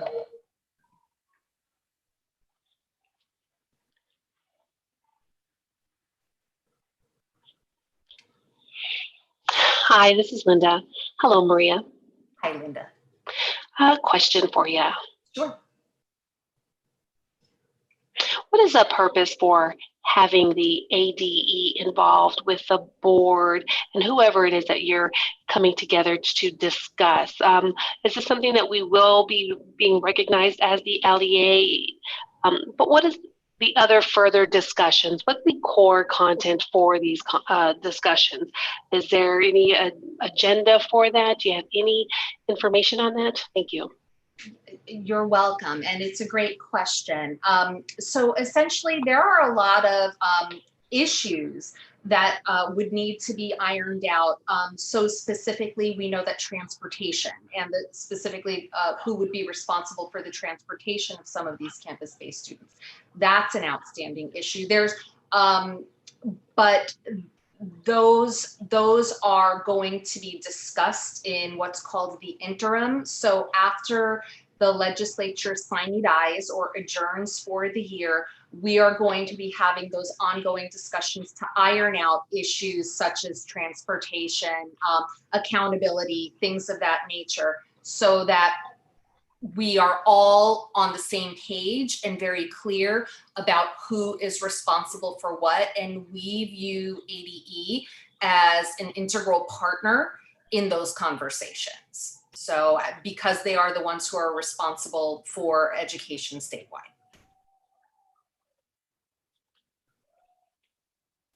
Aaron, I see you have a question, so pop on in. Thank you very much, President Anger, members of the board, Maria. And just to maybe dovetail a little bit with Maria from the agency's perspective, looking forward to that work over the interim and the session law piece, really creating that bridge while underlying statutes are worked on. So if the agency wants to move into the LEA, that all of the accompanying underlying statutes that tie in with issues around enrollment are reflective of those processes. Thank you, Aaron. You said it much better than I did.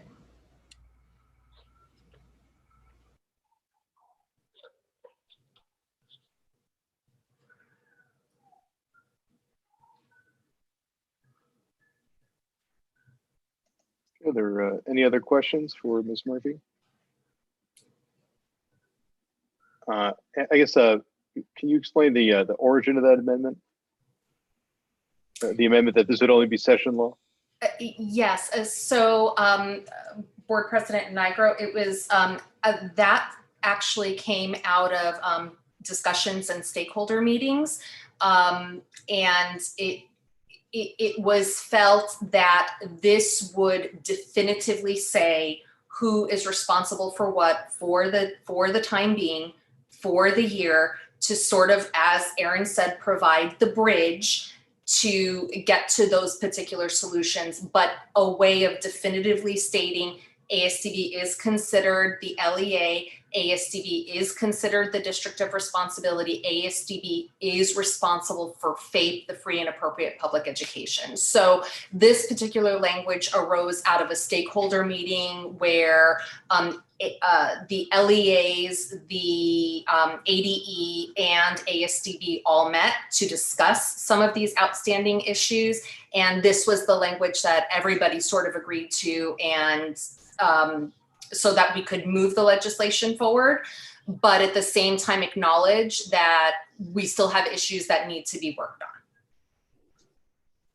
on. And by year, you mean the rest of the calendar year or through next school year, so 21-22, which would end in yes, so June 30th of 2022.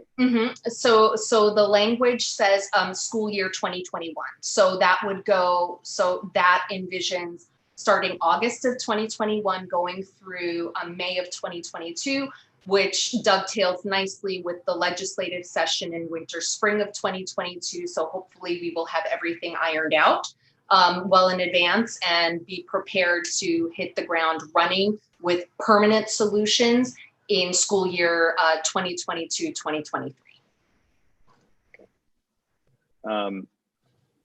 Okay, had we not had this amendment, and again, I know that as a board, and we're going to be doing this in likely in July, having a deeper discussion about it. But without that amendment, and this were to be a permanent change, I mean, this kind of cements us into going back to the legislature next year, right? Is that correct? Yes, it is. It is my understanding and it is also a way to ensure that we are receiving IDEA and title funding as well. So it would make us whole financially for the next school year. Right. So we'd still, that would go away at the end of next school year, and depending on our, whether we are able to resolve our differences with ADE or not by that time, we, potentially would have to go back. Correct. Okay. Linda, did you have your video open?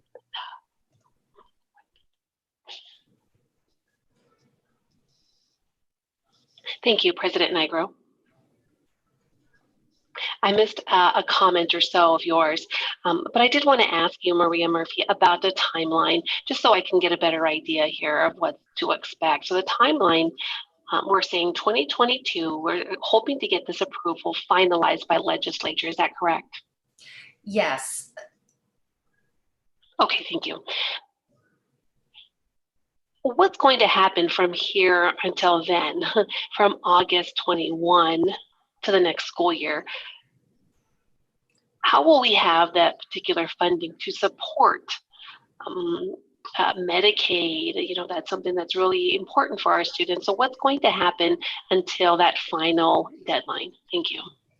That's another great question. And so what we are envisioning is after the bill is third read, if it is approved and if the governor chooses to sign it, the legislation would become effective 90 days after sine die.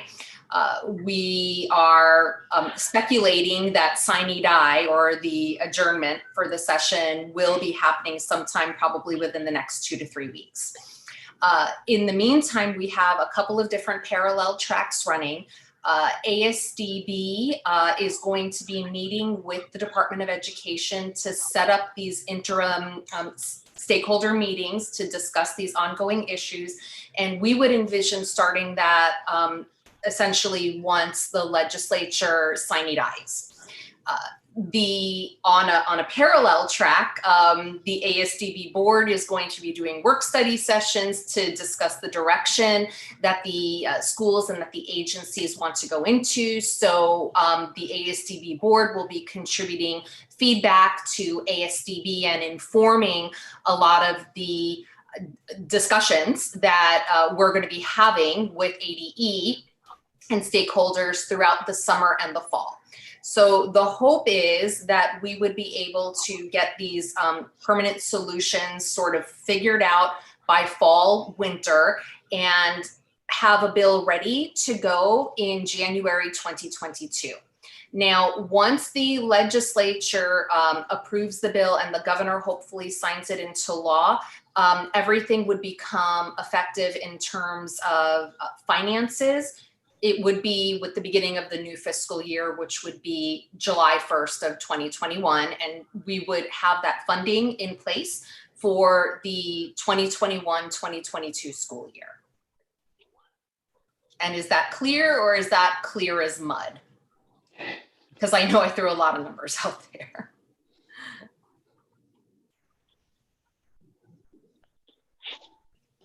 That does make sense. Thank you so much, Maria. Okay, thank you.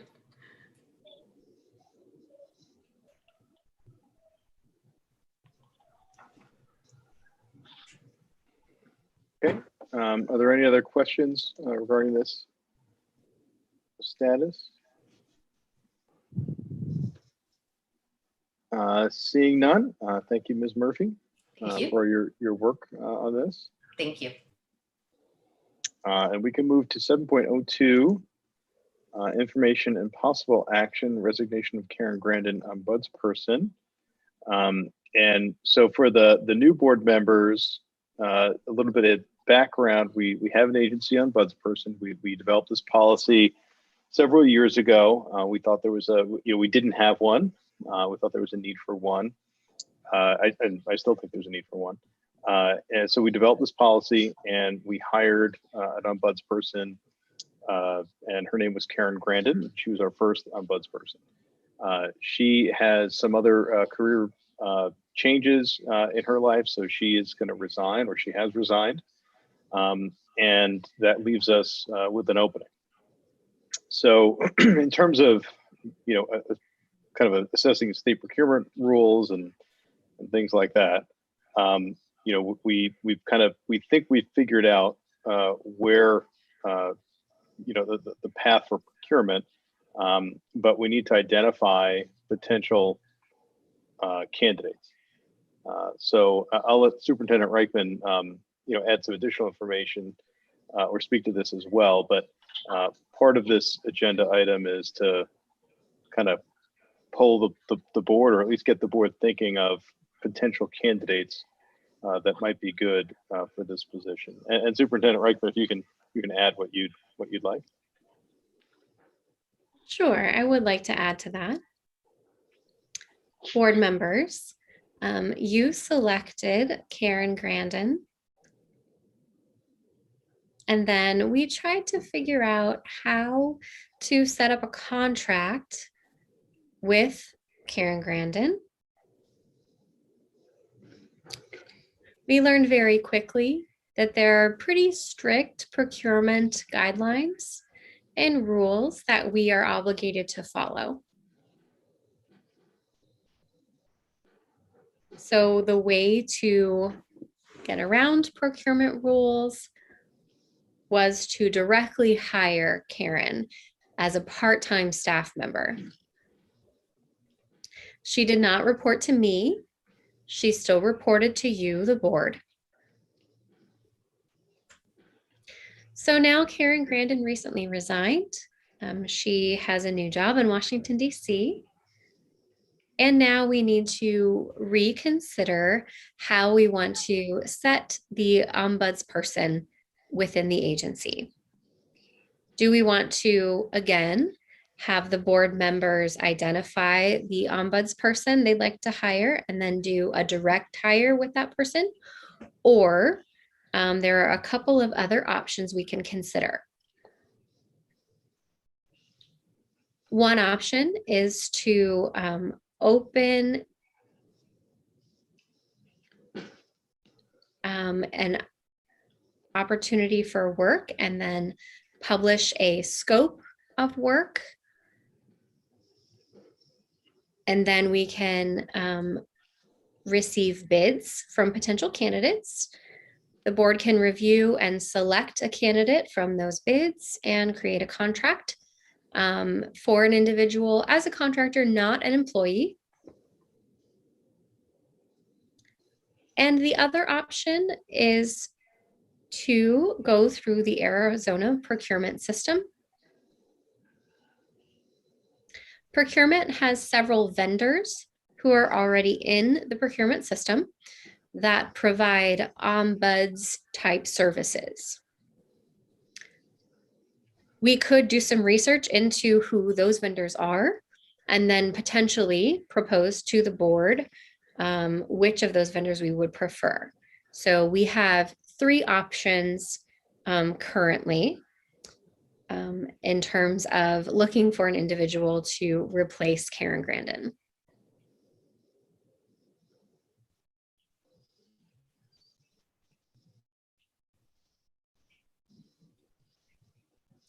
And super. Oh. I was going to say the important thing is that we know who we're hiring in either way. It's just a which process do we have to go through to comply with the various procurement rules.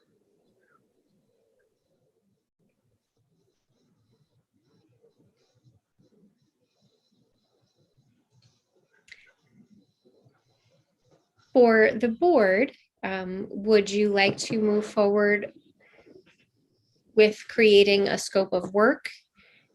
And then we can publish that scope of work and collect bids. And then once the bids are collected, we can review those and the board would have the opportunity to identify and select the best candidate.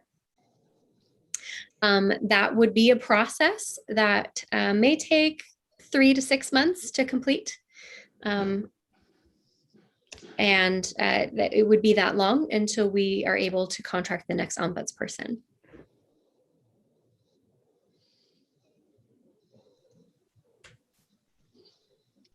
Superintendent Reichman, concurrent to that, we can also look through people who may already be on state contract that we can hire through state contract, correct? So if we find someone suitable that's already on state contract, we can proceed with that, and as long as they agree to it, obviously, we can get them much more quickly. Okay. And once we publish that scope of work, we don't have an obligation to hire that one. In other words, we can publish that scope of work, look through who's on state contract, and if we find one that is acceptable, we can go from there and cease work on the scope of work. Yes, okay, yes. So the third option would be that we would look through and identify the current contractors that have a contract with state procurement and see if any of those individuals might meet our needs. So we could start there.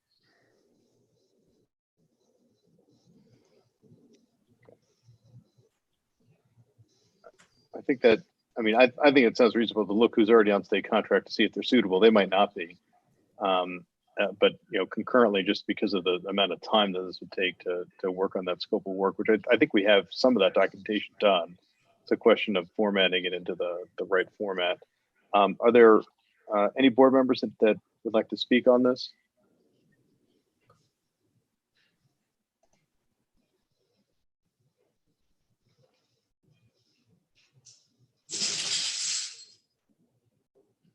This is Linda.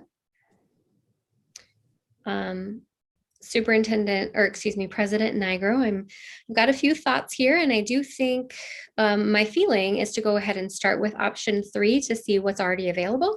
And if we find someone that we like, go ahead and go that way rather than taking the time and the effort to do the scope of work. I think that might save us quite a bit of time. If we don't like the options currently available, then we can proceed with option 2. So that would be my thought. Thank you, Superintendent Reichman.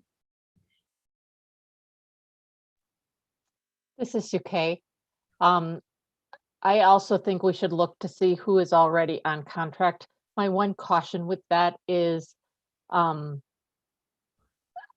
would like to make sure that whoever we even consider is sensitive to the needs of staff and students and or parents and stakeholders that may have disabilities and require accommodations.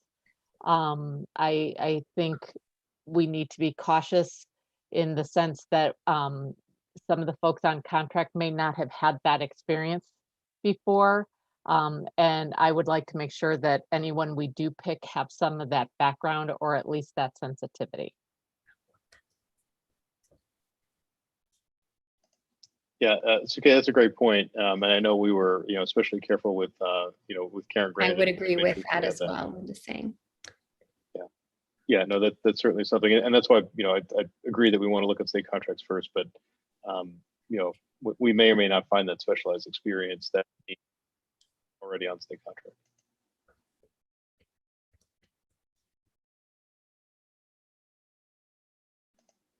Okay.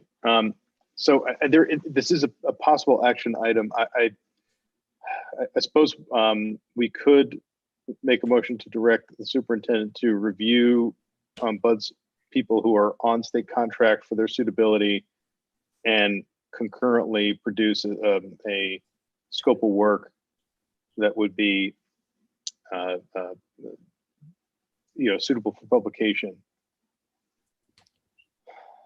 So I'll make that motion to direct the superintendent to look through appropriate resources on who are already on state contract, concurrent with creating a scope of work for publication for the intent of procurement of those services. I would second that motion. Okay.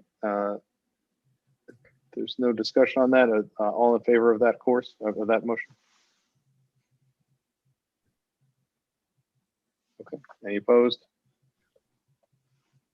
Okay. Great.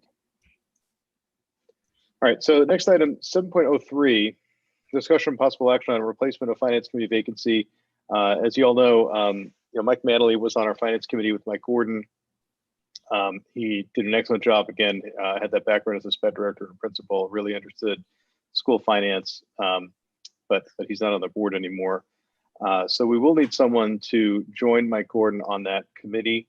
It requires a commitment to go to those finance committee meetings. Typically they occur just prior to the regular board meetings. So there's about 6 of them a year. And I know they can be in person, but they've been virtual for the last year. So that's kind of the requirements of it. If there's anyone that would like to volunteer, we can certainly talk about it now. Hopefully no one will have to be voluntold.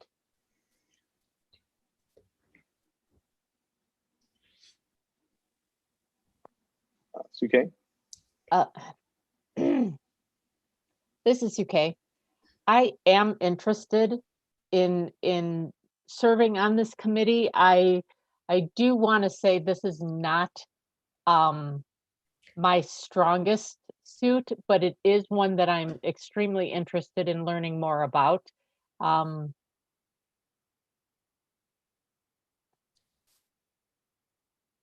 just leave it at that.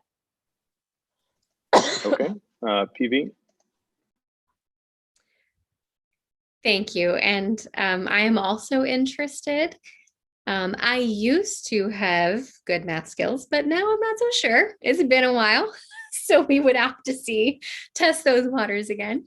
But if there's any kind of training or something along those lines, then maybe we consider having a 4th member as an alternate. If one isn't available, we could have an alternate to meet committee quorum so that those meetings could continue.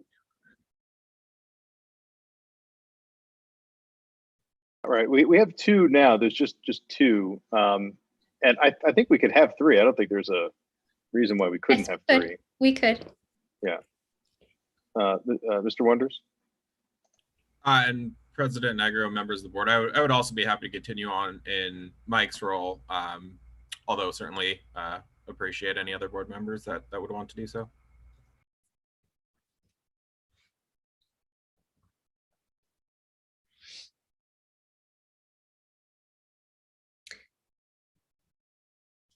This is Linda. Please don't think that I'm volunteering, President Nigro.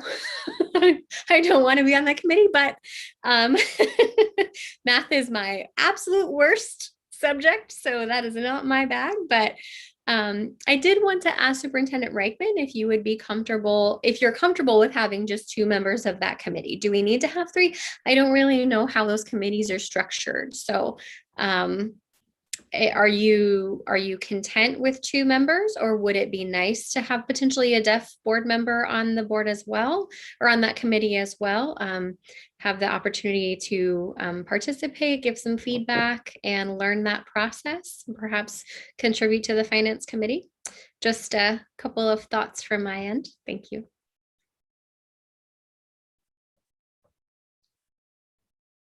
This is Superintendent Reichman. I will comment just briefly. The Finance Committee is the only formal committee that our board currently has. There are no real rules that dictate how many members that committee has to have. And personally, I would prefer to see a minimum of 2 people. And if there are more than 2 that are interested, that's fantastic. We can have 3 or 4 committee members. Again, it is up to the board members to decide how much time they want to commit. Those meetings are typically an hour to an hour and a half every 2 months. So if you want to offer that overview of the broader budget and things like that, we can also provide a training for those interested in that committee. And for me, the 2 Mikes, Mike Manley and Mike Gordon, being on that committee and in those meetings, I had the privilege of being in those meetings every couple of months, and I felt it was very beneficial because they took a very close look at our budget and provided some direct feedback to us, which was very helpful. They guided some things that they wanted us to look at, and we were able to provide a better analysis for the board. So for me, I think it's a really beneficial practice. And if we have 3 board members that would like to be involved in that committee, I think that's fantastic. We can certainly include you. And if you want an orientation to the overall ASDB budget to help you kind of start to understand those numbers, not a problem at all. We can certainly provide that.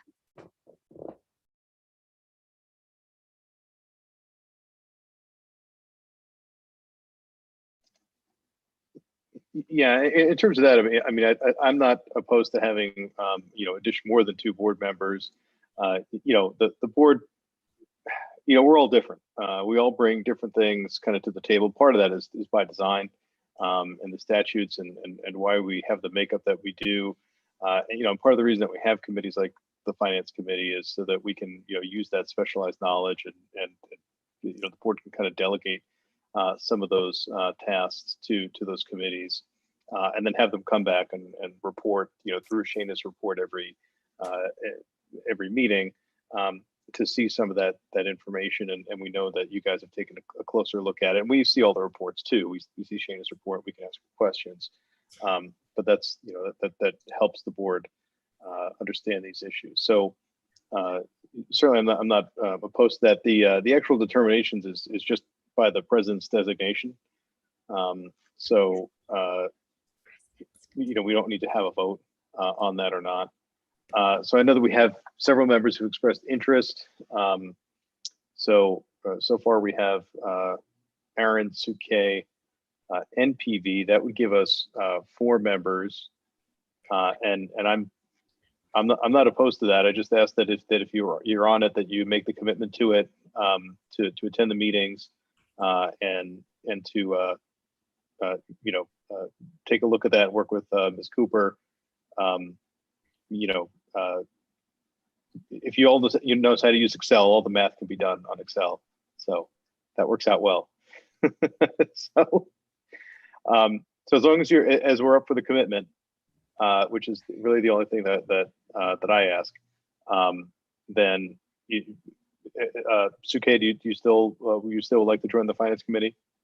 Okay, and Mr. Wonders and PV?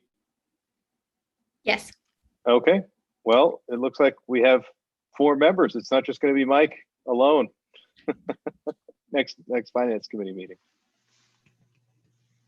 So that's excellent. So I will move you over to the Finance Committee, and we will we will go from there. So thank you again for your commitment to this and your service in this aspect.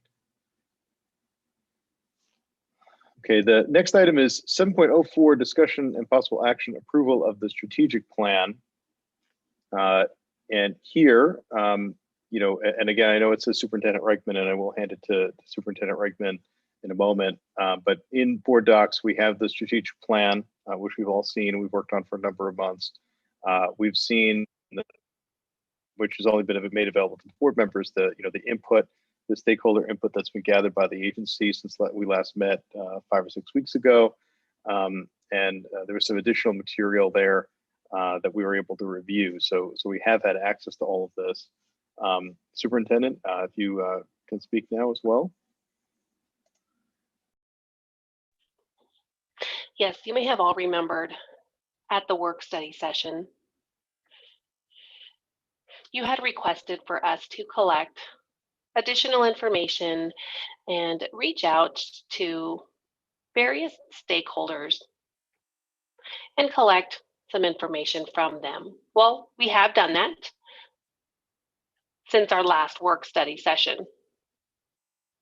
I will turn this over to Nancy Alexander.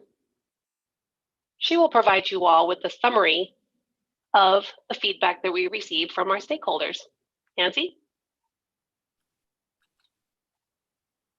Thank you. We provided the summary in your board docs. You can see that we received several stakeholder input. I'm not going to read the document to you, but I'm happy to answer any questions. I think it's important to note that your stakeholders believed that on early language development, data collection, having comprehensive goals that dealt with growth, and looking at ways to improve communication, and really the depth of the activities were the strengths of the plan. We will share all of the comments, which included over 150 of them, with each pillar leader, and they will incorporate those ideas as they move forward. I apologize for the stripes on my face, but my sun is shining in on my blinds and I cannot move right now, so I do apologize. Are there any questions about the input from stakeholders?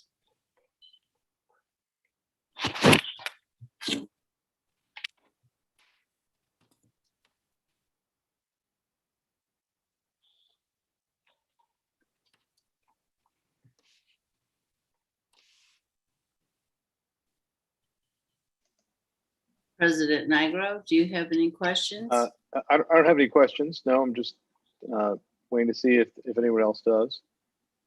And if there's no questions on the feedback that we've received, or if there's any other comments that we have before we consider taking a vote here.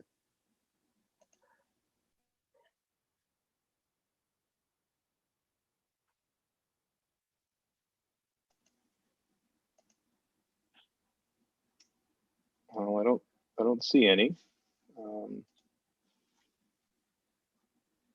Okay. Do we have a motion then to adopt the strategic plan as proposed?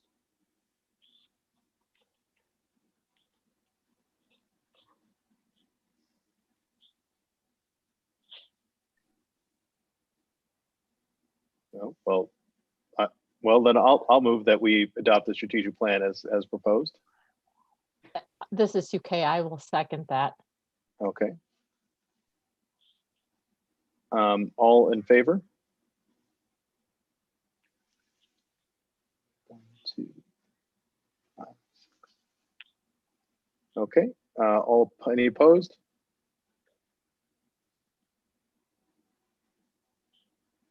Okay, great. And that passes. That's That's excellent. Thank you.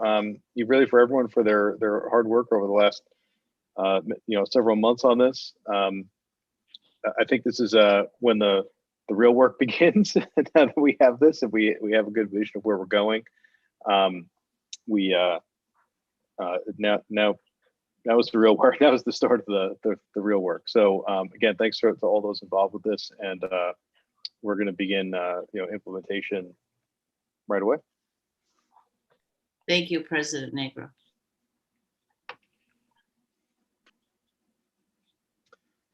Okay. The next item on the agenda is 801, call to the public on non-agendized items. I believe, Suke, we have one comment. Is that right? That is correct. Okay, great. The topic is just non-agenda item. The person submitting it is Richard McLaughlin. And the subject line is incoming principal Amber. I'm not just Amber. I'm not going to try and get her name because I know I'll say it wrong, and I apologize for that. And the comment is, I want to appreciate the board member voted Amber A into as the next principal at the Phoenix Day School for the Deaf, PDSD. When she was a fourth grade teacher, she was tireless work to develop and to ensure every PDSD student received an excellent education. Thanks to Superintendent Annette Reichman and Assistant Superintendent Dr. Kristen Rex to feel confident in Amber to be the next PDSD principal. Congratulations to Amber on your next chapter as principal at Phoenix Day School for the Deaf. Looking forward to seeing PDSD provide better and top-notch education to every PDSD student.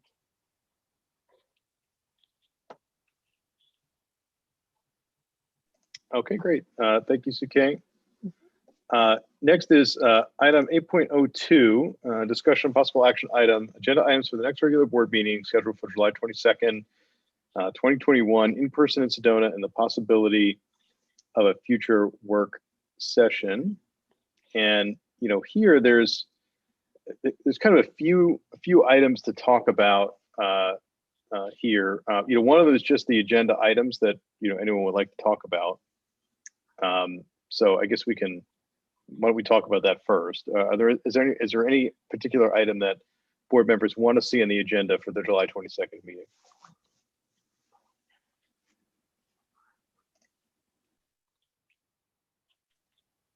Suke? This is Suke, and I just would like to see the follow-up on the 5.02 from this agenda.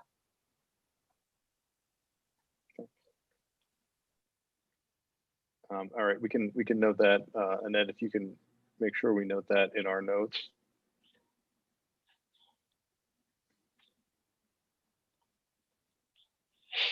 Yes, we'll do.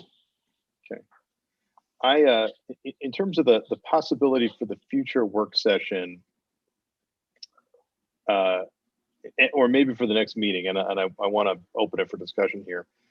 The LEA discussion, again, we've been kind of delaying it because the legislature, one, for the strategic plan, now that's done with.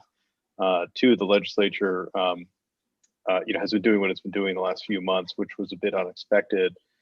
But now is kind of the time when we need to have deeper discussions about that. And we can do it in the context of a regular board meeting, but we may want to consider having a work study session, because I think there's going to be a lot of data to review. There's going to be some quite a bit of material to review before we discuss that, and that may get out of hand if we have it in a regular board meeting. If we have an hour and a half, let's say, work study session on it, that is probably going to be a little bit easier to digest. I think we'll be more effective in that regard. So that's, again, we could do it either way, but I want to open that up for board discussion. And part of that specifically is, well, really, there's two parts to that. What does being an LEA mean? What are the obligations that arise because of that? And are there any obligations that arise because of that that we aren't doing now? And if so, how can we, what would be the plan to be able to do them if we, were to be an LEA, or if there are board members that feel that, we shouldn't be an LEA for one reason or another, that would be the time to talk about it. So we would need that kind of deep discussion. And the other part of the discussion is, how do we relate to the legislature and how to relate to ADE, right? Because I think the basis of this is, a good faith dispute that we've had with, for a year and a half or so. And how do we resolve that when two state agencies don't quite see eye to eye on several things? So that's the second part of that discussion is once we figure out what we want, how do we get there? So again, I think that's a lot to fit in the context of a regular board meeting. So I'd prefer that we set a date for a work study session, perhaps in August sometime. But I'm open to discussion on that. Linda? This is Linda. Hi, President Nago. Thank you. I do fully support your decision with having a work study session in regards on the LEA. I'm partly and have been involved with this, and just over time, it's been a little overwhelming understanding every aspect. So I think it might be best if we have a full understanding on what it means, so that way we can move forward in our partnership with ADE. With my short and brief experience being in the House and being sworn in, not as a board member, but just a community member, I've realized and learned so much from ADE and their representative, and just how little that they know about ASDB and the impact that we will have if the LEE was removed. I understand that there was not open communication between the two agencies. So I would like to tear down that trust. I'd like to build better understanding so we do not have any assumptions moving forward. I want every board member to have a full understanding of the responsibilities and their roles, what ASDB is all about, what ADE is about, and what it means to have and be an LEE. So I think it's important to have open transparency and communications. I think it's crucial for ASDB to have that with the other state agencies. So to have another meeting in August, sure. And let's not discuss this at our July board meeting. This might be a little bit of a sticky topic, so we should refrain from discussing that at the board meeting and then just have that only focused on the work session. I'd like to hear more about this topic, ask as many questions possible to anyone from the ADE, see what they know about us, how familiar they are with our school, our campus, philosophies, strategic plans, and so on. I think we should be exchanging information amongst the two of us, and communication lines should be open. Thank you.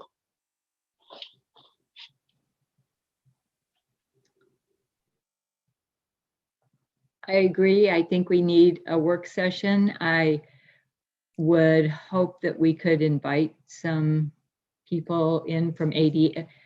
We'll rely on Aaron and his expertise, but to make sure that we get both sides of the picture and that everybody's clear on IDEA being an LEA, what that looks like in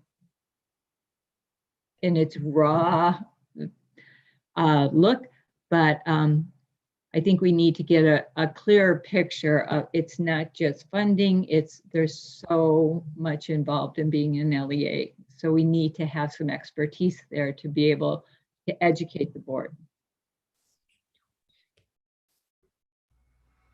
And I would just say, I think it would be very productive to have a work session and dive into this, and we'll certainly be happy to be a conduit back to the department and the agency and bring information back to this board.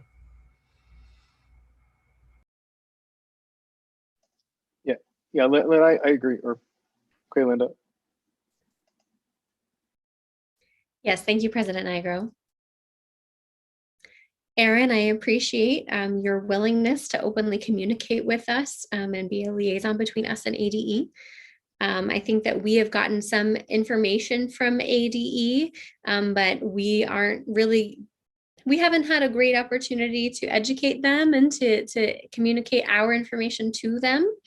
I think often it's hard for people who are not in the deaf community to understand what it means to go to a deaf school and graduate from a deaf school and how that impacts your future. So I think there's a lot of information and insight that we could provide to ADE to people that have never been in my shoes as a deaf person. And so I appreciate the open-mindedness. And Erin, I'm really grateful that you're willing to join this conversation.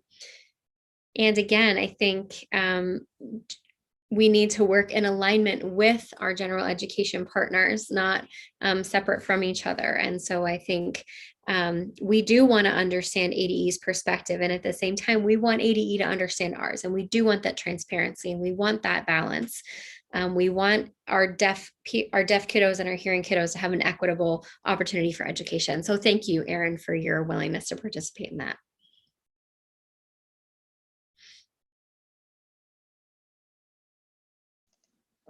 Thank you, Linda. Yeah, and I agree with Lynn. I mean, you know, being LEA is yes, there's the federal funding aspect of it, but there are a lot of other obligations that go along with that, and you know, I think we do very many of them already, but we need to think through every touch point we have with other agencies, with the sending school districts, with ADE, and look at all of what it means to be an LEA and to make sure that we're doing all of those things.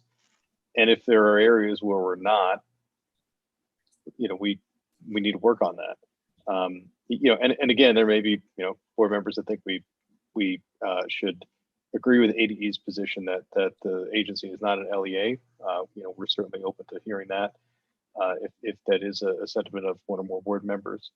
You know, that's certainly something we would hear. But you know, to the extent that the board wants to continue to assert that we're an LEA, you know, based on various opinions of you know that we've received over time, and potentially with the new law, which again may or may not you know be passed and signed by the governor. You know, but to me, I think it's important for us to figure out what we want as an agency. And if what we want and how that fits with our strategic plan, and once we do that, then we can talk about ways to interact with ADE and ways to interact with the legislature. So to me, it's two questions. We have to figure out what we want first. So you know, for August, I just don't know that we're going to be in a position to have people over from ADE other than Mr. Wonders. To talk with us before we really know what we want. I think we have to know that first, and then shortly thereafter, you know, in perhaps September, we can start that. You know, that process of once we know what we want, we can pursue how to get there. So with that said, I hope everyone has their calendars out. We can do a doodle poll. Why don't we do this? If we, you know, Letitia can send out a doodle poll, and we can respond to it. And for the new board members, it's kind of a fun Google thing where we submit a couple of dates and then we pick one and go with it. Sometimes we get all board members available on that date. Sometimes we don't always get that, but you know, I would think that sometime in, you know, a Tuesday or a Thursday in, you know, sometime in August, well, you know, we can do that. If that'll come back on the July 22nd meeting, or that would occur after the July 22nd meeting. So I think what we should do then is do that doodle poll, see when we're all available. And then in July 22nd meeting, we can have an item on the agenda to approve that work study session. And, you know, while we're at it, we're probably going to need at least one other one to follow up from that in terms of how we're going to relate to ADE and the legislature. So That doesn't have to be until, September, perhaps early October, but if we could maybe get some dates for both of those, we can set 2 work study sessions. And then hopefully by that point, we'll be much further along in this issue than we have been.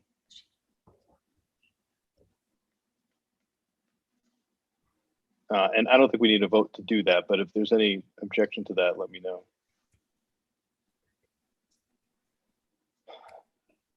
Okay. The other item that we have here, and we're all in the same item. The meeting on July 22nd is set for Sedona, and it's set for in person right now.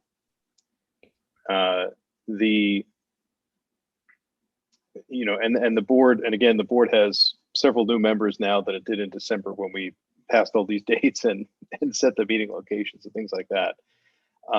But I know we've done the media production has done some research at the site.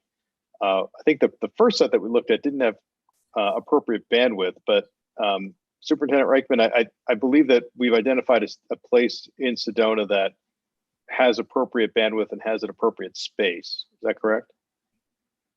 Yes. Yes, that's correct. Okay, so we can we can live stream from that, correct? Yes, I think so. But I think it would be better to ask Erin from Moira from our media department. Okay. I know that we could do Zoom, but I'm not sure what the live stream would look like. So Erin, Moya, could you pop on real quick and answer that for us? Yeah, well, there he is. Hi, sorry for that. We still have to evaluate and see what the download speeds, upload speeds are at this location. So depending on what that is, I wouldn't really feel comfortable giving you an answer right now. Do you think that we can run a Zoom? I know in some of these talks that we had recently, it might be a case where we could run a Zoom hybrid situation, but we couldn't live stream at the same time. We'd have to tape the broadcast, or we'd have to tape the meeting and then put it on YouTube a couple of days later. Is that still a possibility, or? Yes, absolutely. So we could definitely record and upload after the fact. That's definitely a possibility. But your understanding is that we have bandwidth to do Zoom at that location. Yes. Okay. All right. So that's one. I guess that's one issue for the board to consider. And the second is attendance. As you know, it does. All of our meetings, cost money, right? I mean, to have the staff here, to have all the media production that goes into this. Especially in the live broadcast or the Zoom broadcast, there is media production that goes into it. When we have in-person meetings in Phoenix and Tucson, there's travel costs. There's going to be travel costs to Sedona. At least in Phoenix and Tucson, there's some there's some staff that live there that that are local, so they're only traveling a little bit. So to that extent, there's some added costs, and I know we've given you that in board docs, the added cost to go to Sedona. So I just want to make sure that the board is committed to to attending. I know that I'm going to attend in person, but I want to make sure that the rest of the board is we have some commitment to go there.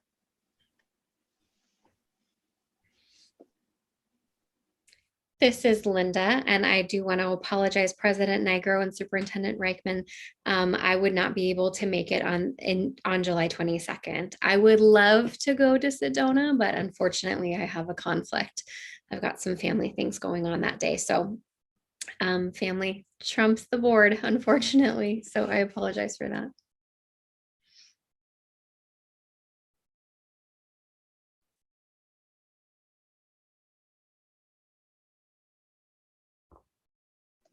Okay, and that's certainly fine, Linda. We understand, and we know that not every board member can make every meeting. We just want to be sure that we have a sufficient number of people there. so that we all could be heard.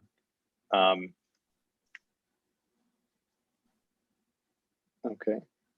So if there's not any other comments, then we just want to, I guess if I can impress upon you the importance to either let us know if you're going to be there in person or not, so that we can set up appropriately and undertake that meeting up north.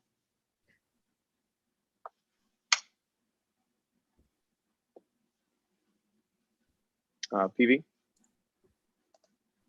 Thank you, President Nigro. I would like to add a comment that I would not want to miss an opportunity for my very first in-person board meeting, so I will be there.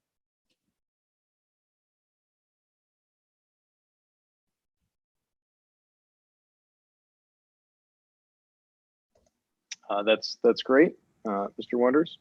And I believe I should be able to make it as well.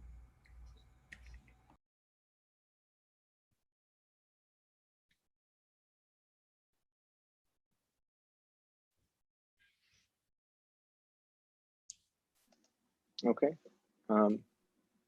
Suke? Me too. I don't see a conflict at this point. Okay. Great. And Dean saying yes. Okay, good. And good, excellent. Well, great. Then we look forward to it. Again, we will have Zoom, that is available. So we will have that. Depending on bandwidth, it may not necessarily be live streamed. It may be recorded and then uploaded to the internet, a couple days later or so. Yeah, we are going to have, we're all going to be masked, and we'll have some distance, for the public. So, and we're not going to be sitting right on top of each other like we were before. We still want to have that, but it is exciting to be back in person to some extent. Let's see. And that was all that I had for this item. If there's nothing else, then we can move on to 9.01 action item, adjournment. Lynn? I move to adjourn this meeting. Second, all in favor? Aye. All opposed? Great. Thank you, everyone, so much for being here, for your time, especially over the last few months to get the strategic plan completed. Again, now our hard work begins to implement that and to live that at every meeting. And thank you to, again, all the media production to produce the meeting, and the interpreters who helped us so well, and the rest of the staff. So again, thank you very much. And the meeting is adjourned. Thank you. Bye, everybody. Thank you. Good night.